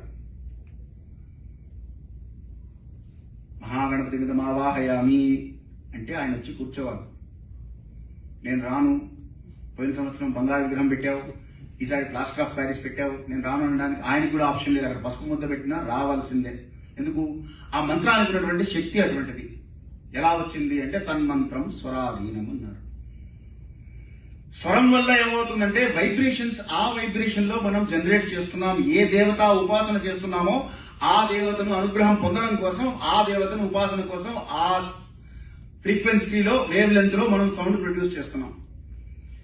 మీరు ఈ ఫ్రీక్వెన్సీ, ఈ వేవ్ లెంత్ లో ఈ సౌండ్ ప్రొడ్యూస్ చేస్తే ఈ దేవత అంటే ఈ శక్తి స్వరూపానికి మీరు కనెక్ట్ అవుతారు. యూనివర్స్ లో ఉన్నటువంటి, కాస్మోస్ లో ఉన్నటువంటి sound energy pattern, solar energy, wind energy, hydel energy అని వేరు వేరు రూపాల్లో ఉన్నది. దాన్ని వేరు వేరు విధాలుగా ట్యాప్ చేసుకునే అవకాశాలు కూడా ఉన్నాయి. మంత్రోచ్చారణ, పారాయణ గురించి మాట్లాడుతున్నాం కనుక నేను సౌండ్ ఎనర్జీ గురించి మాట్లాడుతున్నాను. సౌండ్ లో మనకి ఈ విధంగా మనం భగవంతుడి యొక్క స్వరూపాన్ని శక్తి తత్వంగా కనుక తెలుసుకుంటే, పారాయణ చేసేటప్పుడు అంటే ఒకటి ముందు ఆ వాక్యం, ఆ పదం యొక్క అర్థం తెలుసుకోవాలి. రెండవది భావార్థం తెలుసుకోవాలి. మూడవది ఈ స్వరార్థం అంటే ఏ అక్షరాన్ని ఎలా పలకాలో. శుభ్రైరభ్రైరదభ్రై అని ఒత్తు పలకవలసిన చోట ఒత్తు పలకాలి. అలా లేకుండా మనం పలికేసాం అనుకోండి, కనెక్షన్ లూజ్ కాంటాక్ట్ అంటుంటాం, సిగ్నల్ డ్రాప్. ఎస్టాబ్లిష్ అవుతుంది, మళ్ళీ సిగ్నల్ డ్రాప్ అవుతుంది, మళ్ళీ ఎస్టాబ్లిష్ అవుతుంది, మళ్ళీ సిగ్నల్ డ్రాప్ అవుతుంది, మళ్ళీ ఎస్టాబ్లిష్ అవుతుంది, మళ్ళీ సిగ్నల్ డ్రాప్ అవుతుంది. అందువల్ల ప్రయోజనం లేదు అన్నారు. కాబట్టి శబ్దార్థము, భావార్థము, స్వర విశిష్టత, ఈ స్వరం అనేటువంటిది మహర్షులు ఏం చేశారంటే మనకి పారాయణలో పెట్టించేశారు. బీజాక్షరాలు ఒక్క లలితా సహస్రనామంలోనే అదొక యునిక్ ఫీచర్. బీజాక్షరాలతోటి ఉన్నటువంటి నామము గనుక ఏ నామము పలికినా చతుర్బాహు సమన్విత, చతుర్బాహు సమన్విత, చతుర్బాహు సమన్విత అన్నారనుకోండి, దీనికి తేడా అక్కడ ఆ ఒత్తులో తేడా తెలిసిపోతుంది. అమ్మవారికి నాలుగు చేతులు ఉన్నాయని అని మామూలుగా అర్థం వస్తుంది. ఈ 4 చేతులతో ఏం చేస్తుంది ఆవిడ? ఎందుకు 2 చేతులు చాలవా? అసలు ఒక చేయ చాలు కదా. Omni potent, Omni present. కాబట్టి మనం శబ్దానికి అర్థం తీసుకుంటే మాత్రం 4 చేతులు ఎందుకు అర్థం కాదు మనకి. పురాణాల్లో అండి మనకు తెలియకుండా చాలా విషయాలు జొప్పించి స్టఫ్డ్ క్యాప్సికమ్ మసాలా అంటారు చూసారా, అలాగే స్టఫ్ చేసి పెట్టేశారు అన్ని. దాన్ని ఒక్కొక్కటిగా లేయర్ బై లేయర్ తీసుకుంటూ వెళ్ళాలి. తీసుకుంటూ వెళ్తే మనకు అర్థమవుతుంది. 4 బాహువులు ధర్మ, అర్థ, కామ, మోక్షములకు ప్రతీక. ఎవరైతే ఆ ఉపాసన చేస్తున్నారో వాళ్ళకి ధర్మార్థ, కామ, మోక్షములు చతుర్విధ పురుషార్థములు అంటుంటారు. ఈ చతుర్విధ పురుషార్థములు అందింపజేస్తుందమ్మ. ఉంటే ఏమిటి? అర్ధకామములు, ధర్మము, అర్థము, కామము, మోక్షమని 4 పెట్టారు. ఈ 4 కూడా పురుషార్థములు అన్నారు. పురుషుడు సంపాదించవలసిందే. ధర్మాన్ని ప్రాతిపదికగా చేసుకుని అర్థమును సంపాదిస్తూ కామం అంటే ఇక్కడ తుచ్చమైనటువంటి కామం కాదు, కోరికలు. ధర్మబద్ధమైనటువంటి కోరికలు ఉండడం సహజం. వివాహం చేసుకోవాలి, సంతానం కనాలి, తల్లిదండ్రులు ధరించాలి, ఇవన్నీ కూడా తీర్థయాత్రలు చేయాలి. ఇటువంటి ధర్మబద్ధమైనటువంటి కోరికలు శాస్త్రం ఒప్పుకున్నటువంటివి. కాబట్టి ధర్మాన్ని ప్రాతిపదికగా చేసుకుని ఎవరైతే అర్ధకామములను సంపాదిస్తూ జీవితం గడుపుతారో వారికి ఇక 4వది ఆటోమేటిక్ గా వచ్చేస్తుంది. ఇప్పుడు మీకు గుమ్మడికాయ ఇచ్చి 4 ముక్కలు చేయండి అన్నాను. ఫస్ట్ ఒక దెబ్బ కొడతారు, 2 ముక్కలు అవుతాయి. మళ్ళీ ఆ 2 ముక్కల్లో ఒకటే కొడతారు, 3 సార్లే కట్ చేస్తారు, 4వది వచ్చేస్తుంది. ఇది కూడా అంతే. చాతుర్వర్ణములు, చాతురాశ్రమములు, మీరు ఏ విధంగా చూసినా అమ్మ అనుగ్రహం లేకపోతే ఇవేవి సాధించలేము. ముందుకు వెళ్ళాలి అనుకుంటే ఇక్కడ ఆగిపోతుంటాం. కాబట్టి 4 బాహువులతో ఉన్నటువంటి తల్లి మనకి 4 విధాలుగా ఉపయోగపడుతూ ఉన్నది. ఎందుకంటే చాలా సందర్భాల్లో ధర్మం అంటే ఏమిటి అని డౌట్ వస్తుందండి మనకి. అసలు ధర్మం అంటే ఏమిటి? ధర్మం అని ప్రతి చోట చెప్తుంటారు. ఈ ధర్మం అంటే ఏం చేయాలి? అహింసా సత్యమస్తేయ శౌచమింద్రియ నిగ్రహం మాతృవత్పరదారాశ్చ పరద్రవ్యాని లోష్టవతు ఆత్మవత్ సర్వభూతాని ఏష ధర్మ సనాతన అని సనాతన ధర్మం డెఫినేషన్ ఇచ్చేసింది సింపుల్ గా. అందులో మొట్టమొదటిది అహింస, హింస చేయకుండా ఉండడం. మనోవాక్కాయములతో హింస చేయకూడదు, అంటే మానసికంగా కూడా హింస చేయకూడదు. వాక్కుతో హింస చేయకూడదు. మనస్సు నవనీతము మాటల మోగసరము అని ఒకవేనట్టుగా మాట పరుషంగా వచ్చిందనుకోండి అవతల వాళ్ళు కష్టపడతారు, దాంతో హింస చేసినట్లు అవుతుంది. కాబట్టి అది కూడా పనికిరాదు. సత్యము పలకడమే, పరుల సొమ్ము ఆశించకుండా ఉండడం, శుభ్రంగా ఉండడం, ఎప్పుడు ఇంద్రియ నిగ్రహం కలిగి ఉండడం, పరస్త్రీని తల్లిలాగా చూడడం, పరద్రవ్యాన్ని లోష్టవతు, లోష్టము అంటే బంకమను, పరుల సొమ్ము ఆశిస్తే మామూలు బట్టి అయితే దొరుకుకుంటే పోతుందిరా ఆయన, బంకమన్ను అంటిందంటే మాత్రం ఓ పట్టాన పోదు, నువ్వు ప్రాయశ్చిత్త కర్మలు చాలా చేయాల్సి ఉంటుంది, కాబట్టి పరుల సొమ్ము ఆశించకు అన్నాను. మనకు అర్థం కాదు కాబట్టి మహాభారతం అంతా వచ్చింది. పరుల సొమ్ము ఆశించినటువంటి దుర్యోధనుడు కౌరవులందరికీ ఏం జరిగిందో అర్థం చేయడం కోసం మహాభారతం ఇచ్చారు. పరస్త్రీని ఆశించినటువంటి రావణాసుడు గతి ఏమైందో అది తెలియడం కోసం రామాయణం ఇచ్చారు, పురాణాల రూపంలో మనకు అందించారు. కాబట్టి అమ్మ నామము పట్టుకున్నామంటే ఈ చతుర్విధ పురుషార్థములు తేలికగా సాధించవచ్చు. చతుర్భావ సమన్వితాయ నమః అంటే ఈ 4 పురుషార్థములు ఎవరైతే అమ్మ పాదములు పట్టుకొని చేస్తున్నారో వారికి అందేటట్టుగా, ఇందాక చెప్పినట్టుగా వసతీరేవ మాతరః, వారికి అందేటట్టుగా ఆవిడే చేస్తుంది. ఇంకొకటి ఉన్నది, ఈ మంత్రాలండి ఇందాక చెప్పాను కదా, అలాగా మీకు కాస్మిక్ ఎనర్జీని మీరు యాక్టివేట్ చేస్తారు కనుక human body is also made of పృథివీ ఆపస్తేజో వాయురాకాశ, పంచభూతాలే శరీరంలో ఉన్నది, వేరే ఏం లేదు. ఈ పంచభూతములలోకి ఆత్మ అనేటువంటి నేను అనేటువంటి ఒక వ్యక్తి ప్రవేశించాడు. ఇది అద్దె ఇల్లురా అని చెప్తుంది వేదాంత శాస్త్రం. నువ్వు ఎప్పుడో అప్పుడు ఖాళీ చేయాలి దీన్ని. అది 60 ఏళ్ళు, 70 ఏళ్ళు, 80 ఏళ్ళు, 90 ఏళ్ళు, 100 ఏళ్ళు, ఎప్పుడో అప్పుడు ఖాళీ చేసి వెళ్ళిపోవాలి. కానీ ఖాళీ చేయనంటాడు. ఫస్ట్ నోటీస్ ఇస్తారు, జుట్టు తెల్లబడుతుంది, వెకేషన్ నోటీస్ ఇస్తారన్నమాట. యమధర్మరాజు ఆయనది కదా ఆర్డర్, లాండ్ ఆర్డర్ ఆయన. వీడేం చేస్తాడు, బ్యూటీ పార్లర్కి వెళ్ళి రంగు వేయించుకుంటాడు, ఇగ్నోర్ చేసి నోటీస్ ఇగ్నోర్ చేస్తాడు. మళ్ళీ కొన్ని రోజుల తర్వాత చూసి సెకండ్ నోటీస్ ఇస్తాడు, పళ్ళు తీసేస్తాడు. డెంటిస్ట్ దగ్గరికి వెళ్ళి పళ్ళు పెట్టించుకుంటాడు. అంతే తప్ప ఇది వదిలిపెట్టి వెళదాం అనేటువంటి ఆలోచన ఉండదు. ఆ మోహం అలా పట్టుకుంటుంది. శంకర భగవత్పాదుల వారు అద్భుతమైనటువంటి భజగోవింద శ్లోకాలు మీకు అందరికీ తెలిసింది. మోహముద్గర స్తోత్రం అంటారు. యావత్ పవనో నివసతి దేహే తావత్ కుశలం పృచ్చతి గేహే గతవతి వాయో దేహాపాయో భార్యా బిభ్యతి తస్మిన్ కాయ. భజగోవిందం భజగోవిందం అన్నారు. ఇదే మాట మనకి కంజాక్షులకు గాని కాయమ్ము కాయమే పవన గుంబిత జన్మ భస్తిగాక వైకుంఠ పొగడని వక్త్రము వక్త్రమే డమడమధ్వనితోటి దక్కగాక చక్రి చింతన లేని విధుండి విధుడే పాదయుగముతోటి పశువుగాక అని పోతన గారు చెప్పించారు. కానీ మనిషి ఏమవుతుందంటే ఈ మాయకి లోనవుతాడు. ఈ మాయలోంచి బయటపడాలి అంటే అమ్మ పాదాలు పట్టుకుంటే ఆటోమేటిక్ గా ఆవిడే పడేస్తుంది. ఎలా పడేస్తుందో ఉయ్యాల నుంచి బయటకు తీయాలి, పిల్లవాడికి తెలియదు, ఆవిడే తీస్తుంది. ఆవిడ తీస్తే గానీ వీడు రాలేడు బయటికి.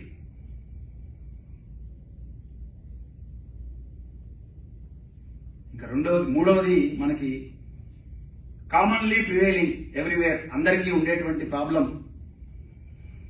ఆది వ్యాధులు అంటారు. అంటే మానసిక శారీరక రుగ్మతలు. సర్వవ్యాధి ప్రశమని సర్వమృత్యు నివారిణి ఈ మంత్రం చేసుకుంటే అండి, శ్రీమాత్రే నమః తోటి సంపుటీకరణ చేసి ఈ మంత్రం చేసుకుంటే అన్ని వ్యాధులు తొలగిపోతాయి. అంటే ఫిజికల్ అండ్ మెంటల్ హెల్త్ రెండు కావాలి మనకి. ఎందుకంటే మెంటల్ హెల్త్ ఉండి ఫిజికల్ హెల్త్ లేదనుకోండి చేయలేడు, చేయాలని కోరికుంటుంది కానీ చేయలేడు. ఫిజికల్ హెల్త్ ఉండి మెంటల్ హెల్త్ లేకపోతే చేయగల శక్తి ఉన్నా చేయాలని బుద్ధి ఉండదు, మనస్సు ఉండదు. అందుకని ఈ మనస్సు, బుద్ధి, ఇంద్రియాలు ఇవన్నీ సరిగ్గా పనిచేస్తేనే ఆధ్యాత్మిక సాధన సాధ్యం. దంతంబుల్ బడనప్పుడే తనువు ఎందారూఢి ఉన్నప్పుడే. ఇదొక విచిత్రమైనటువంటి పరిస్థితి చూస్తున్నాను సమాజంలో. ఇప్పుడు నన్ను ఇద్దరికి అడిగేవారు, ఈ మధ్య అడగట్లేదు. నేను కూడా probably I'm looking senior citizen club లో వచ్చినట్టుగా కనబడుతున్నాను, అందుకని ఈ మధ్య అనట్లేదు నన్ను. ఇదివరకు అనేవాళ్ళు, నీకేమిటే ఇంత చిన్న వయసులో ఇప్పటి నుంచి ఆధ్యాత్మికత, రిటైర్ అయిన తర్వాత కదా చూడాలి నువ్వు అని. కానీ దంతంబుల్ పడనప్పుడే ఎప్పుడు చేయాలయా అంటే పళ్ళు ఉడిపోక ముందే చేయాలి, లేకపోతే నామాలు పలకలేమండి.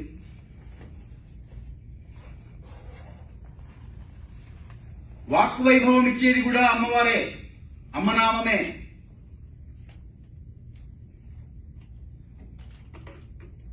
ఈ వాక్ వైభవం రావాలి అంటే వసిన్యాది దేవతల అనుగ్రహం ఉండాలి అంటారు.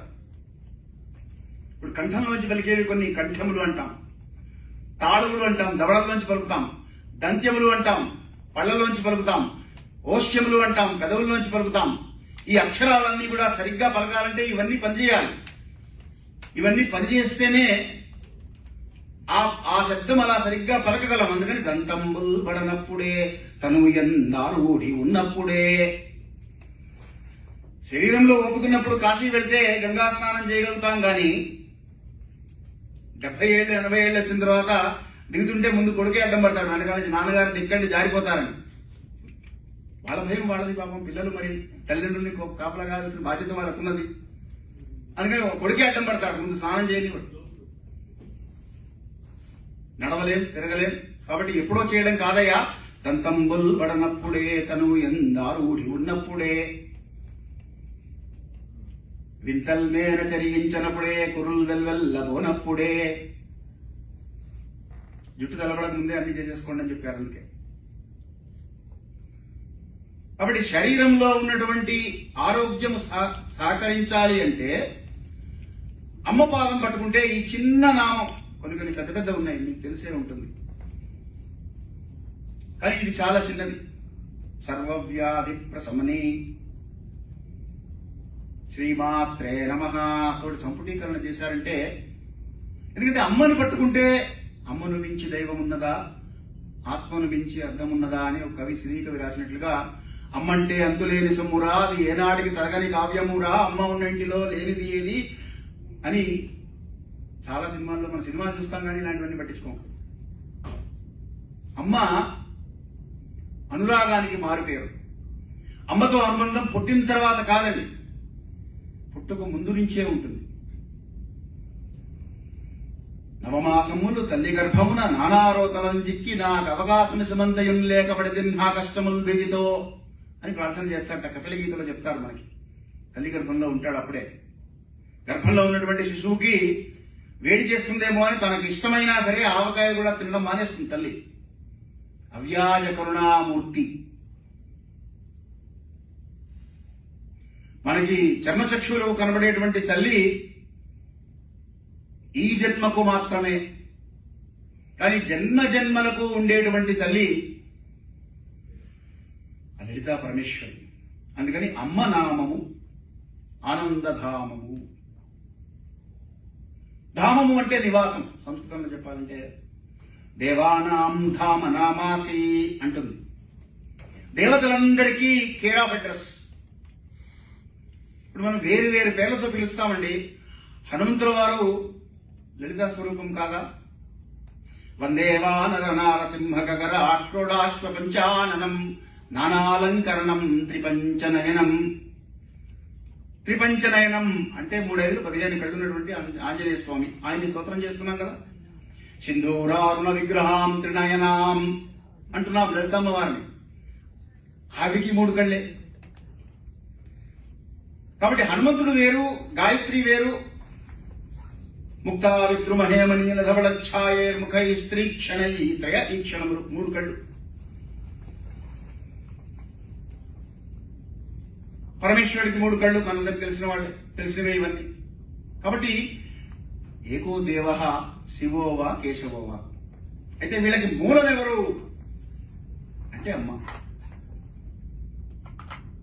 కాబట్టి ఆ నామాన్ని కనుక మనం పట్టుకున్నామంటే ఆనందధామము. ఇప్పుడు ఇక్కడ వస్తుంది కన్ఫ్యూజన్ మనకి. అసలు ఆనందం అంటే ఏమిటి? సంతోషం వేరు, ఆనందం వేరండి.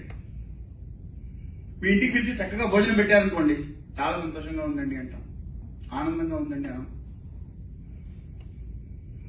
మన స్వరూపమే ఆనందము అంటుంది వేదాంతం.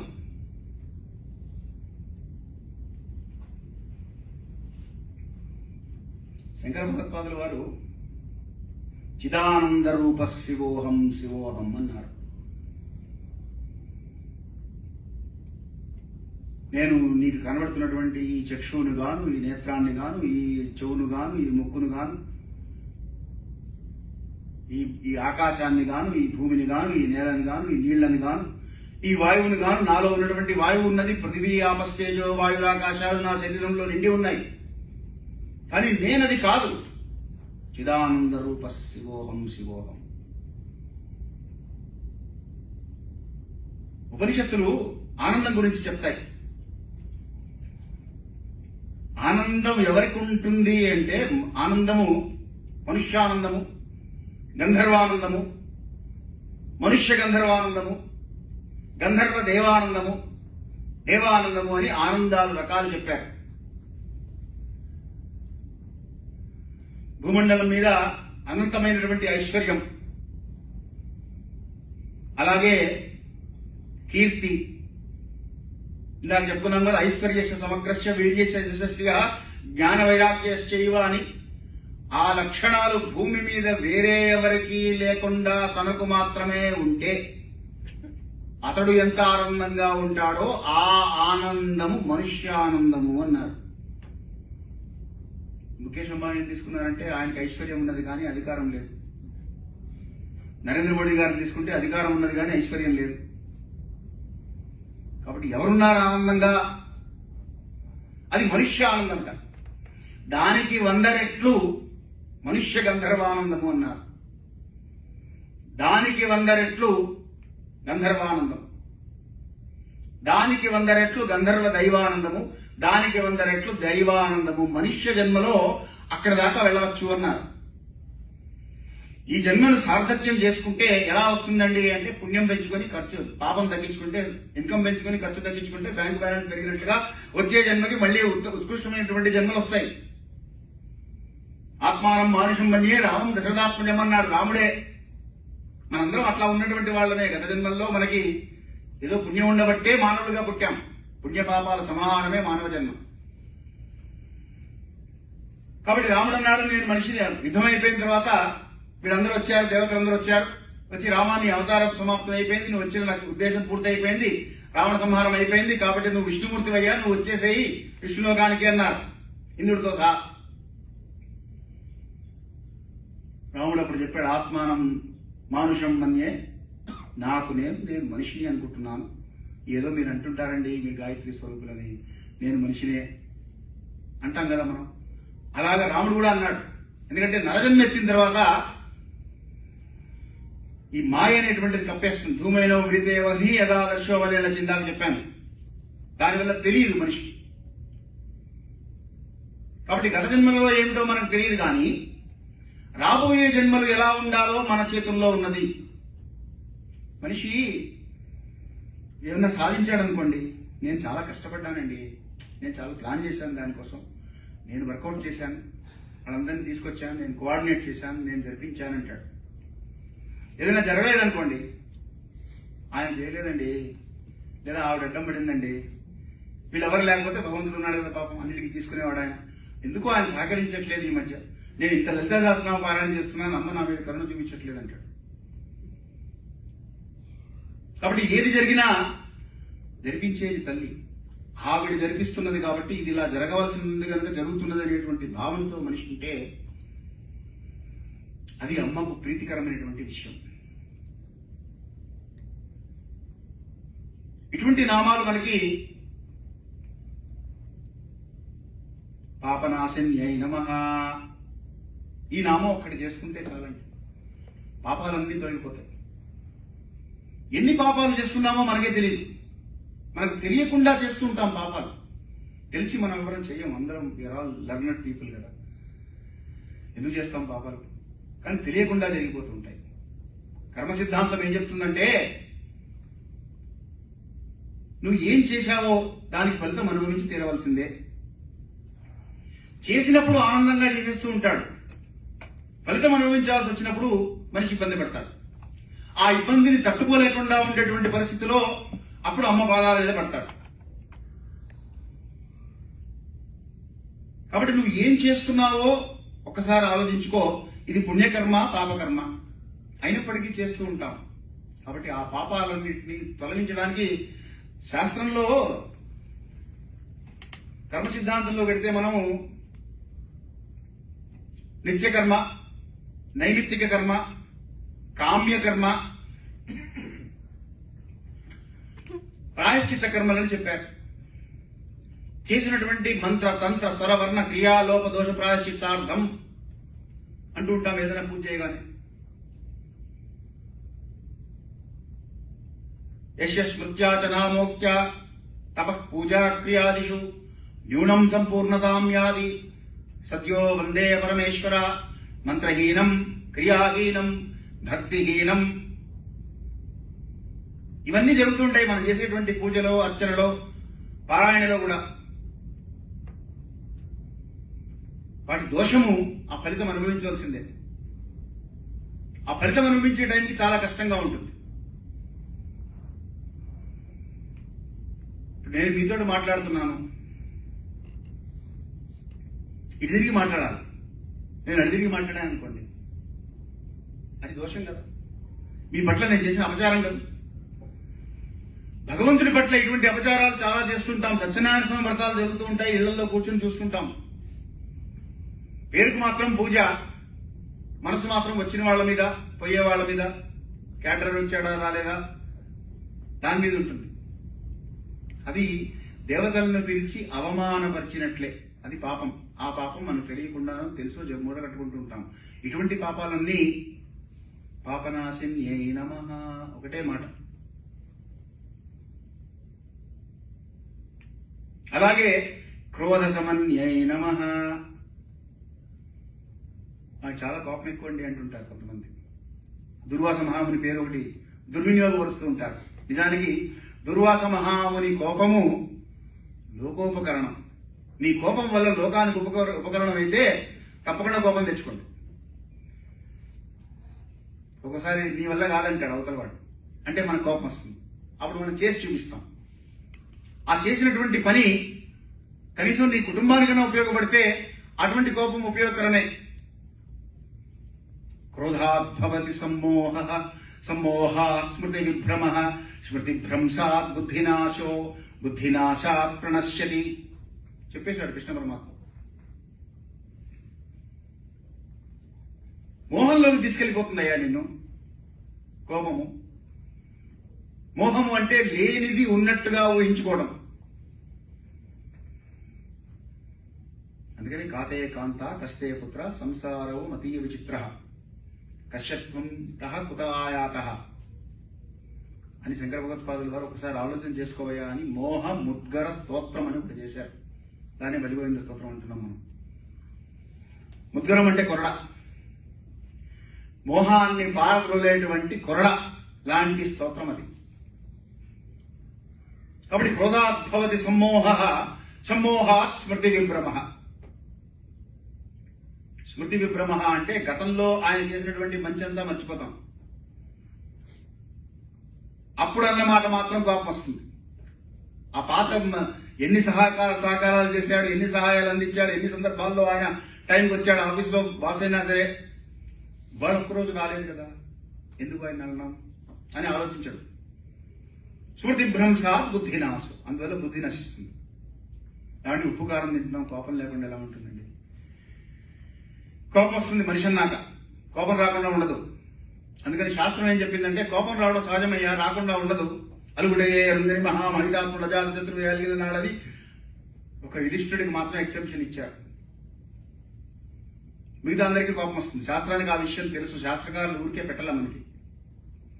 ఉత్తమే క్షణికాత్ కోపం, మధ్యమే ఘటికాద్వయం, అథమే చ అహోరాత్రౌ నీచేత్ మరణాంతకం. ఉత్తమమైనటువంటి పద్ధతి ఏంటంటే క్షణంలో కోపం పోగొట్టుకోవాలట. వచ్చిన కోపాన్ని పోగొట్టుకోవాలి అంటే ఆ వ్యక్తి యందు అవ్యాజమైనటువంటి ప్రేమ ఉండాలి, లేదా అమ్మ యందు భయభక్తులు ఉండాలి.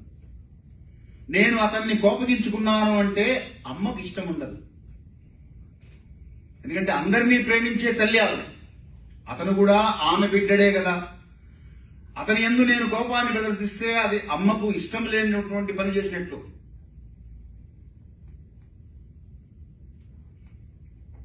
భద్రప్రియ భద్రమూర్తి భక్త సౌభాగ్యదాయిని కదండి. భక్తులందరికీ సౌభాగ్యాలు ఇస్తుంది ఆవిడ.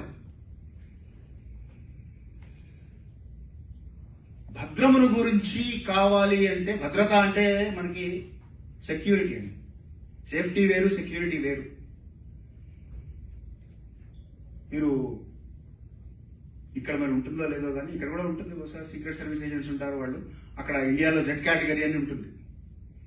ఆ సెక్యూరిటీ ఉన్నటువంటి వ్యక్తి తన గురించి తాను ఆలోచించుకోకర్లా. ఎక్కడికి వెళ్తున్నాము, ఏ ఇబ్బంది వస్తుంది, ఏ రాయి ఎవరు వేస్తారు, కత్తి విసురుతారా, బుల్లెట్ తో ఫైర్ చేస్తారా, పైనుంచి కొడతారా, ఏమీ అతను చూసుకోకల, అతని గురించి అతను ఆలోచించుకోకల. అతని ప్రాణ రక్షణ బాధ్యత అంతా వాళ్ళు తీసుకుంటారు, భద్రత. అలాగే భద్రప్రియ భద్రమూర్తి భక్త సౌభాగ్యదాయిని అనేటువంటి నామం చేసుకునేటువంటి వారు వారి గురించి వాళ్ళు ఆలోచించుకోకర్లేదట. అమ్మే చూసుకుంటుందంతా కూడా. ఈ భద్రం అనేటువంటి శబ్దానికి మంగళకరం అని కూడా చెప్పారు. మంగళం, శివం. అందుకని భద్రప్రియ, ఆవిడికి మంగళ ద్రవ్యముల యందు ఇష్టం, ప్రియమైనటువంటి స్వరూపము గనక పసుపు, కుంకుమ, గాజులు, తమలపాకులు, వక్కలు, సుగంధ ద్రవ్యాలు, వీటి యందు ప్రేమ. అమ్మకు ప్రేమైనటువంటి విషయం ఏదన్నా చేస్తే, అమ్మకు ప్రియమైనటువంటిది ఏదన్నా కుమారుడు కుమార్తె చేశారనుకోండి, ఆ తల్లి పొంగిపోతుంది. పొంగిపోయి అవ్యాజ కరుణను కురిపిస్తుంది. అలా అందుకని ఆ తల్లికి ప్రియమైనటువంటి విషయాలు కనుక భద్రప్రియ, మంగళ ద్రవ్యముల యందు ప్రియమైనటువంటిది కనుక. అలాగే భద్ర శబ్దానికి శివశబ్దం కూడా చెప్తారు. శివుడే భద్రుడు, వీరభద్రుడు అంటుంటాం కదా. కాబట్టి భద్రప్రియ, శివప్రియ. కాబట్టి నేను భద్రప్రియ భద్రమూర్తి అనేటువంటి నామము చేస్తున్నాను అంటే సకల సౌభాగ్యాలు, సకల సంపదలు నాకు చేకూరుతాయి. ఇవన్నీ చేసేటప్పుడు మొదట్లోనే చెప్పాను మీకు, భావనాగమ్య. ఎందుకంటే మాలాతో కరుణే పిరే, జీబ పిరే ముకుమాహి, మనువాతో చౌదరి పిరే, యాతో సమరణ నాయి అన్నాడు తులసిదాస్. ఏమండి, మనసుని ఎలా నిగ్రహించాలి? ఇది పెద్ద ప్రశ్న అందరికీ. ఈ ప్రశ్న మనకే కాదండి, అర్జునుడికి కూడా ఉండింది. సాక్షాత్ కృష్ణుడినే అడిగాడు. భగవద్గీతలో వస్తుంది మనకి. కృష్ణ పరమాత్మను అడిగితే కృష్ణ పరమాత్మ సమాధానం చెప్పాడు. ఏమని చెప్పాడు? అసంశయం మహాబాహో మనో దుర్నిగ్రహం చలం.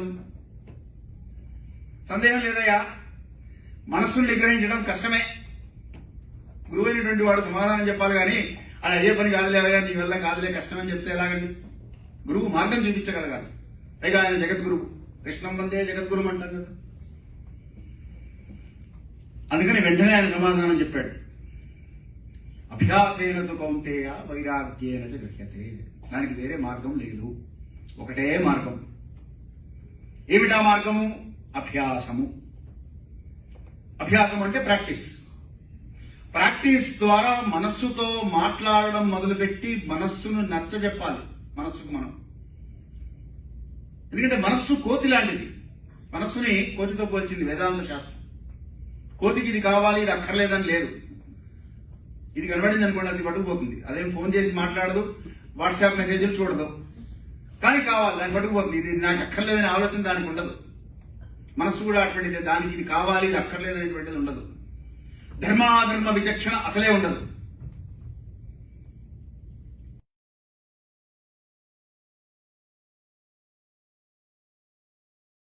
ఉండదు సార్. కోతి పట్టుకొని పైకి ఎక్కింది అనుకోండి, అక్కడ కాసేపు అటు ఇటు చూసి మళ్ళీ పడేస్తుంది. లేదా అక్కడ పెట్టేది ఇంకో చోటుకి వెళ్ళిపోతుంది. దీంతో ఏం చేయదు. మనస్సు కూడా అటువంటిదే. మనస్సు ఎందుకు పట్టుకుంటుందో తెలియదు, ఎందుకు వదిలిపెట్టిందో తెలియదు. దానికి ఒక ధర్మాధర్మ విచక్షణ అంటూ దానికి ఉండదు. అది బుద్ధితో దాన్ని అనుసంధానం చేయగలగాలి. అందుకని ఏం చేయాలంటే, మీరు సాధనకి కూర్చోగానే ముందు మనసుతో మాట్లాడటం నేర్చుకోండి అంటారు పెద్దలు. కూర్చోగానే ఏమనిపిస్తుందంటే, పెద్ద హాల్ బాగుందనిపిస్తుంది.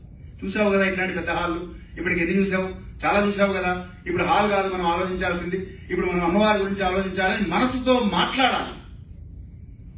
సరే సరే అంటుంది, ఒబీడియంట్ సర్వెంట్. వెంటనే మళ్ళీ మైక్ బాగుంది అంటుంది. ఇదిగో నీకు చెప్పాను కదా నేను, మైక్ గురించి కాదు మనం ఇప్పుడు ఆలోచించాల్సింది, అమ్మవారి గురించి ఆలోచించాలి. ఇప్పుడు ఈ మైకులు చాలా చోట్ల చూసావు కదా, ఆ మైకుల గురించి నువ్వు ఆలోచించకు అంటే సరే సరే అంటుంది. ఆవిడ మెడలో ఏదో రంగుగా ఉంది, ఆ రంగు ఏదో బాగుంది అంటుంది మళ్ళీ వెంటనే. మనస్సు లక్షణం అది. దానికి సాధన చేయగా చేయగా దానికి ఎప్పుడైతే మీరు అలవాటు చేశారో కూర్చోగానే వెంటనే అమ్మవారి పాదాల మీద వెళ్ళిపోతుంది. ఇది అలవాటు చేసేదాకా అభ్యాసము అన్నాడు. ఈ సాధన చేసేటప్పుడు భవాని భావన గమ్య అన్నదందుకు ఆ భావన చేసేటప్పుడు భావనలకు అందకుండా వెళ్ళిపోతూ ఉంటుంది మనసు. అండ్ ఏ భావన యద్భావం తద్భవతి, యతో బుద్ధి తతో దృష్టి, యతో దృష్టి తతో మనః, యతో మనః తతో భావ, యద్భావం తద్భవతి అని అందుకని వేదాంత శాస్త్రం చెప్పేస్తుంది మనకి. కాబట్టి ఇప్పుడు దాన్ని సాధన చేసి నియంత్రించవలసింది ఎవరు? సాధకుడు చేయాలి. సాధకుడు చేయాలి అంటే కూర్చున్నప్పుడు వీడి వల్ల కాదు, మళ్ళీ నీ వల్ల కాదయ్యా అని కృష్ణుడు కూడా చెప్పాడు. ఎవరైతే నా పాదాలు పట్టుకుంటారో, అనన్యా చింతయంతో మాం ఏ జనా పర్యుపాసతే తేషాం నిత్యాభియుక్తానాం యోగక్షేమం వహామ్యహం. కాబట్టి అవ్యాజ కరుణామూర్తి అయినటువంటి అమ్మవారి పాదముల యందు మనస్సు నిలబాలి అంటే మనం సాధన తప్ప వేరే మార్గం లేదు. ఆ సాధనకు ఉపయోగపడేది ఈ నామ పారాయణం. ఈ నామపారాయణం చేస్తున్నప్పుడు వేరు వేరు నామాలు తీసుకుని ఒకదాని నుంచి ఒకదాని వెళ్ళగలిగితే వెళ్ళడం మంచిదే. కానీ మనకి ఒక్కొక్క నామానికి ఒక్కొక్క ప్రయోజనం చెప్పారండి. నిష్క్రోధ కోట్రోధ శమని కదా, కోపం లేనటువంటి స్వరూపం ఆవిడ. కాబట్టి కోపాన్ని తీసేయగలదు. ఇప్పుడు నేను మీకు ఏమన్నా ఇవ్వాలి అంటే ఏమంటే మీ మీద ఉత్తరం ఉంది ఇవ్వండి అంటే నేను ఉత్తరం ఇవ్వగలుగుతాను. ఉత్తరం లేకుండా వచ్చి నాకు ఉత్తరం ఇవ్వండి అన్నారు అనుకోండి, సారీ అండి నా దగ్గర లేదు, రూమ్కి రెండు ఇస్తానన్నారు. నేను నా దగ్గర ఉన్నది నేనేమన్నా ఇవ్వగలుగుతాను కానీ. కాబట్టి అమ్మ దగ్గర లేదంటూ ఏం లేదు. ఆవిడ నిష్క్రోధ స్వరూపిణి, క్రోధాకారాంకుశోజ్వల. కాబట్టి కోపాన్ని జయించడానికి మార్గం ఏమిటి అంటే అమ్మ పాదాలు పట్టుకోవడమే. కోపము ఉబ్బును గర్వము ఆపోవకనునికి దురభిమానము కాపురుషగుణములండ్రు కౌరవనాథ అంటాడు విదురునీతిలో. కోపము తెచ్చుకోవడం తొందరగా, ఉబ్బిపోవడం, నీ అంతటి వాళ్ళు లేడని కానీ పొంగిపోవడం, గర్వపడ్డం. కోపము ఉబ్బును గర్వము ఆపోవకనునికి, ఇది చాలా ఉన్నది. ఇప్పుడు గాసిప్స్ అంటున్నాం దాన్ని ఇంగ్లీష్ లో. అందుకని ఒక కవి అన్నాడండి, అంతర్జాలేనాత్మనాశ గూగుల్ దుగుణనాశిని చలనచిత్రే అర్థనాశ పత్రికా ద్వేషవాహక ఉద్యోగధ్వంసిని వార్త ఛానల్ చలప్రబోధక సీరియల్ సర్వనాశాయ సత్సంగం శరణం సదా అన్నాడు. అంటే ఇప్పుడు ఇవన్నీ ఎందుకు చెప్పారు? వీటిని అంటే ఆయన ఒక వ్యంగ్యంగా ఒక భావనతో దాన్ని ప్రజెంట్ చేశారు. నిజానికి అంతర్జాలం వల్ల వాడుతున్నటువంటి ఉపయోగం వేరే దేని వల్ల లేదు. అన్నిటి వల్ల ఉపయోగం ఉన్నది. దేంట్లో ఎంత ఉపయోగం ఉన్నదో అంతవరకు మనం తీసుకోగలగాలి, అక్కడి నుంచి వెళ్ళగలగాలి. కానీ సత్సంగం అనేటువంటి ఒక ఎజెండా మన డైలీ రొటీన్ లో టిక్ పెట్టుకుంటూ ఉండాలి. సత్సంగత్వే నిస్సంగత్వం, నిస్సంగత్వే నిర్మోహత్వం, నిర్మోహత్వే నిశ్చలతత్వం, నిశ్చలతత్వే జీవన్ముక్తి. భజగోవిందం భజగోవిందం గోవిందం భజమోహతే అని అందుకని ఈ సత్సంగాల వల్ల ఏమవుతుంది అంటే ఎప్పుడో అప్పుడు ఎక్కడో అక్కడ ఏదో ఒక ఆలోచన వస్తుంది మనిషికి. వచ్చినప్పుడు అరే అప్పుడు చెప్పారు కదా మనకి అని ఆ లైట్ అప్పుడు వెలిగే అవకాశం ఉన్నది. అది వెలిగింది అంటే మాత్రం నేను అక్కడి నుంచి అందుకుంటాడు. ఇది సాధన. కాబట్టి మనస్సును నిగ్రహించాలి అంటే సాధన తప్ప వేరే మార్గం లేదు. ఈ సాధన చేసిన షడ్భి పురుష ప్రయత్నేన సప్తభిర్ దైవ చింతనం అంటారు. అంటే 6 వంతులు పురుష ప్రయత్నం చేసి, అందుకని చూడండి నేను చాలా ప్రయత్నం చేశానండి ఏమో అవ్వలేదు అంటుంటారు ఒకసారి. భగవద్ అనుగ్రహం లేకుండా ఏది సాధన కాదు, సాధ్యం కాదు. ఆ భగవద్ అనుగ్రహం కోసం అమ్మ పాదాలు పట్టుకోవడం. ఎప్పుడైతే మనం అమ్మ పాదాలు పట్టుకొని మనకు కావలసిన ఒక్కొక్క నామానికి ఒక్కొక్క ప్రయోజనం ఉన్నది. సహస్రనామాలకు సహస్ర ప్రయోజనాలు ఉన్నాయి. మొదట్లో మనం చెప్పుకున్నట్టుగా మన సంకల్పాలు శాస్త్రానికి లించే ఉంటాయి ఇంకా, కానీ దాంట్లో అన్ని కవర్ అవుతాయి. కాబట్టి సహస్రనామాలకి ఉన్నటువంటి సహస్ర ప్రయోజనాలు మనం పొందాలి అనుకుంటే ఈ సహస్రనామాల యొక్క ఉద్దేశము, లక్ష్యము, అర్థము, భావము, దాన్ని అన్వయం ఎలా చేయాలి, ఈ అన్వయార్థాలు కూడా తెలుసుకోవాలి. అన్వయార్థాల్లో మళ్ళీ మీకు కుటుంబానికి అన్వయం చేసుకోవడం, సమాజానికి అన్వయం చేయడం, సృష్టికి అన్వయం చేయడం కూడా చెప్పారు. ఒకటే నామము దాన్ని పంచకృత్యపరాయణ, సృష్టి స్థితి లయ తిరోధాన నిగ్రహ, దీన్ని మన సృష్టికి కనుక కనెక్ట్ చేసుకోగలిగితే లలితా సహస్రనామ పారాయణ ద్వారా ఇప్పుడు focus on environmental protection, global warming అంటున్నాం. టెక్సాస్ లో ఎప్పుడు లేని ఈ మధ్య కొంచెం వాతావరణం కొంచెం అటు ఇటు అవుతున్నది. ఇక్కడే కాదు, చాలా చోట్ల ప్రపంచం అంతా అలాగే ఉన్నది పరిస్థితి. వీటన్నిటికీ కారణము దైవీ శక్తులను మనం ప్రేరేపణ చేయకుండా ఉండడం వలన జరుగుతున్నటువంటి దుష్కృత్యాలు. సో హూ ఈజ్ ది కర్త? Human beings on the earth. ఆధ్యాత్మికంగా ఉన్నటువంటి దైవీ శక్తులు కనుక మనం ప్రేరణ చేయగలిగితే తద్వారా ఈ గ్లోబల్ వార్మింగ్, ఎన్విరాన్మెంటల్ ప్రొటెక్షన్ దాకా కూడా we can control and regulate. TVRK Prasad గారని టీటీడీలో యువ ఉండేవారు. తిరుమలలో ఒకనొక సందర్భంలో విశేషమైనటువంటి నీటి ఎద్దడి ఏర్పడింది. నీళ్లు లేవు. అందుకని ఆయన దైవీ శక్తిని ప్రేరేపణ చేయించడం కోసం వరుణయాగం చేయించారు. వేద పండితుని పిలిపించి వరుణయాగం చేయించారు. 5 రోజులు జరుగుతుంది ఆ వరుణయాగం. 5 రోజులు వరుణయాగం జరిగింది, వర్షం లేదు. ఇక ఆయన చెప్పేవాళ్ళు చెప్పారు, అనేవాళ్ళు అన్నారు science science, spirituality spirituality, science సైన్సే దీనికి క్లౌడ్ ఫార్మింగ్ చేయాలి కానీ యజ్ఞాలు చేస్తే వర్షాలు కురుస్తాయా అని. అన్నాత్ భవంతి భూతాని పర్జన్యాదన్న సంభవ, యజ్ఞాత్ భవతి పర్జన్యో యజ్ఞకర్ణ సముద్భవ అని శాస్త్రం చెప్పింది. శాస్త్రస్య గురు వాక్యస్య సత్యబుద్ధ అవతారయ సా శ్రద్ధా ఖజితా సద్భి ఇహ వస్తుపలభ్యతే అని శంకర భగవత్పాదుల వారు చెప్పారు. శాస్త్రం చెప్పినట్టుగా కనుక చేస్తే తప్పకుండా జరిగి తీరుతుంది అని ఆ విశ్వాసంతో ఆయన చేయించారు. 5 రోజులు అయిపోయింది. వరాహస్వామి దగ్గర అక్కడ పెట్టి చేశారు. ఆ విగ్రహాలు, ఉత్సవ విగ్రహాలను లోపల తీసుకొస్తుంటే ఘోరణ కుంభవానం వచ్చింది. ఆ వర్షం ఎంత కురిసిందంటే మర్నాడు ఉదయం 2 గంటలకి ఆయన ఈవో, ఆయన స్వయంగా నాకు చెప్పినటువంటి అనుభవం ఈ పుస్తకంలో కూడా రాశారు. ఆయన నామకర్త హరికర్త అనేటువంటి పుస్తకం ఉన్నది. మర్నాడు ఉదయం 2 గంటలకి ఆయన సుప్రభాత సేవకి ఎగ్జిక్యూటివ్ ఆఫీసర్ అధికారి హోదాలో ఆయన అటెండ్ అవుతున్నారు. అక్కడికి చీఫ్ ఇంజనీర్ పరిగెత్తుకుంటూ వచ్చి గోగర్భం డ్యామ్ అంతా నిండిపోయిందండి, గేట్లు తెరవమంటారా అని అడిగారు.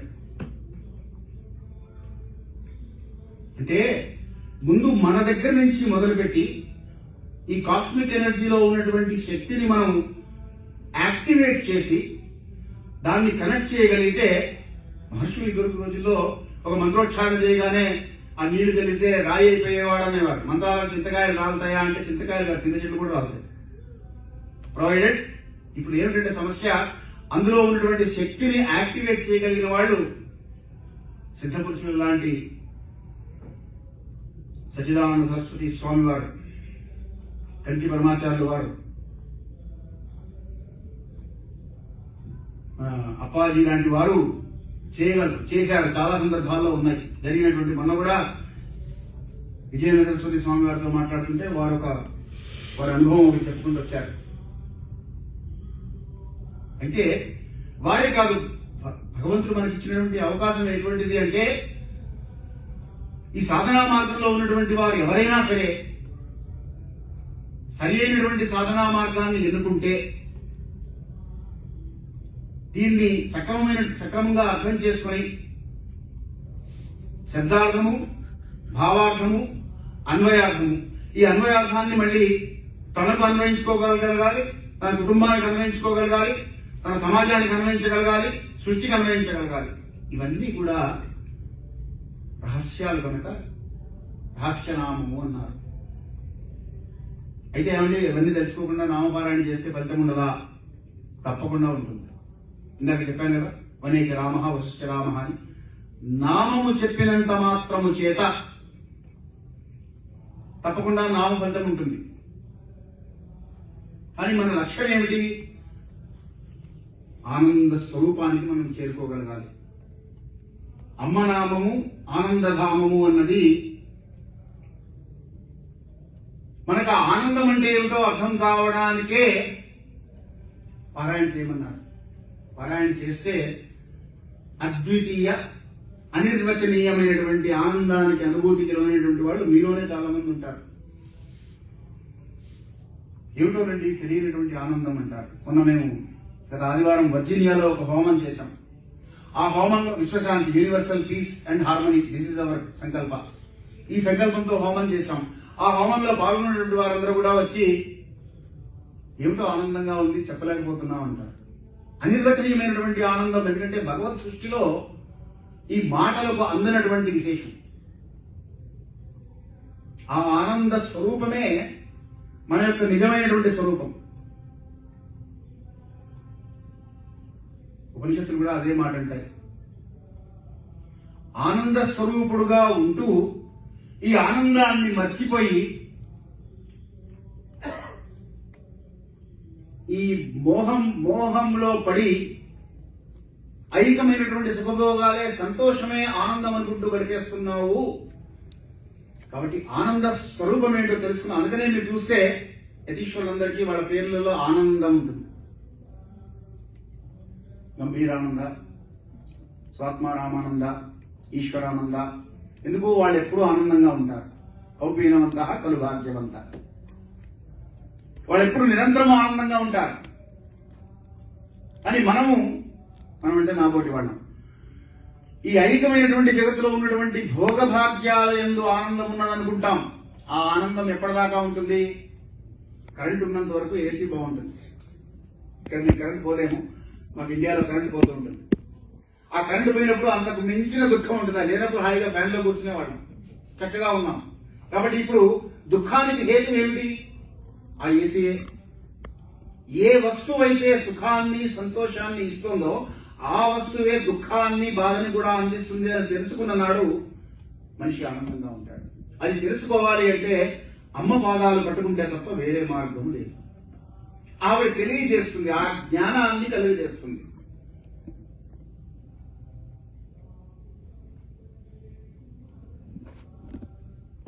సత్యం వద ధర్మం చర స్వాధ్యాయాన్నా ప్రమద అంటుంది ఉపనిషత్తులు. ఇప్పుడు నేను సత్యమునే పలకాలి అంటే అది ఏది సత్యమో నాకు తెలియాలిగా. ముందు సత్యం అనుకుని నేను సత్యాన్ని పలుకుతున్నాను అనుకోండి,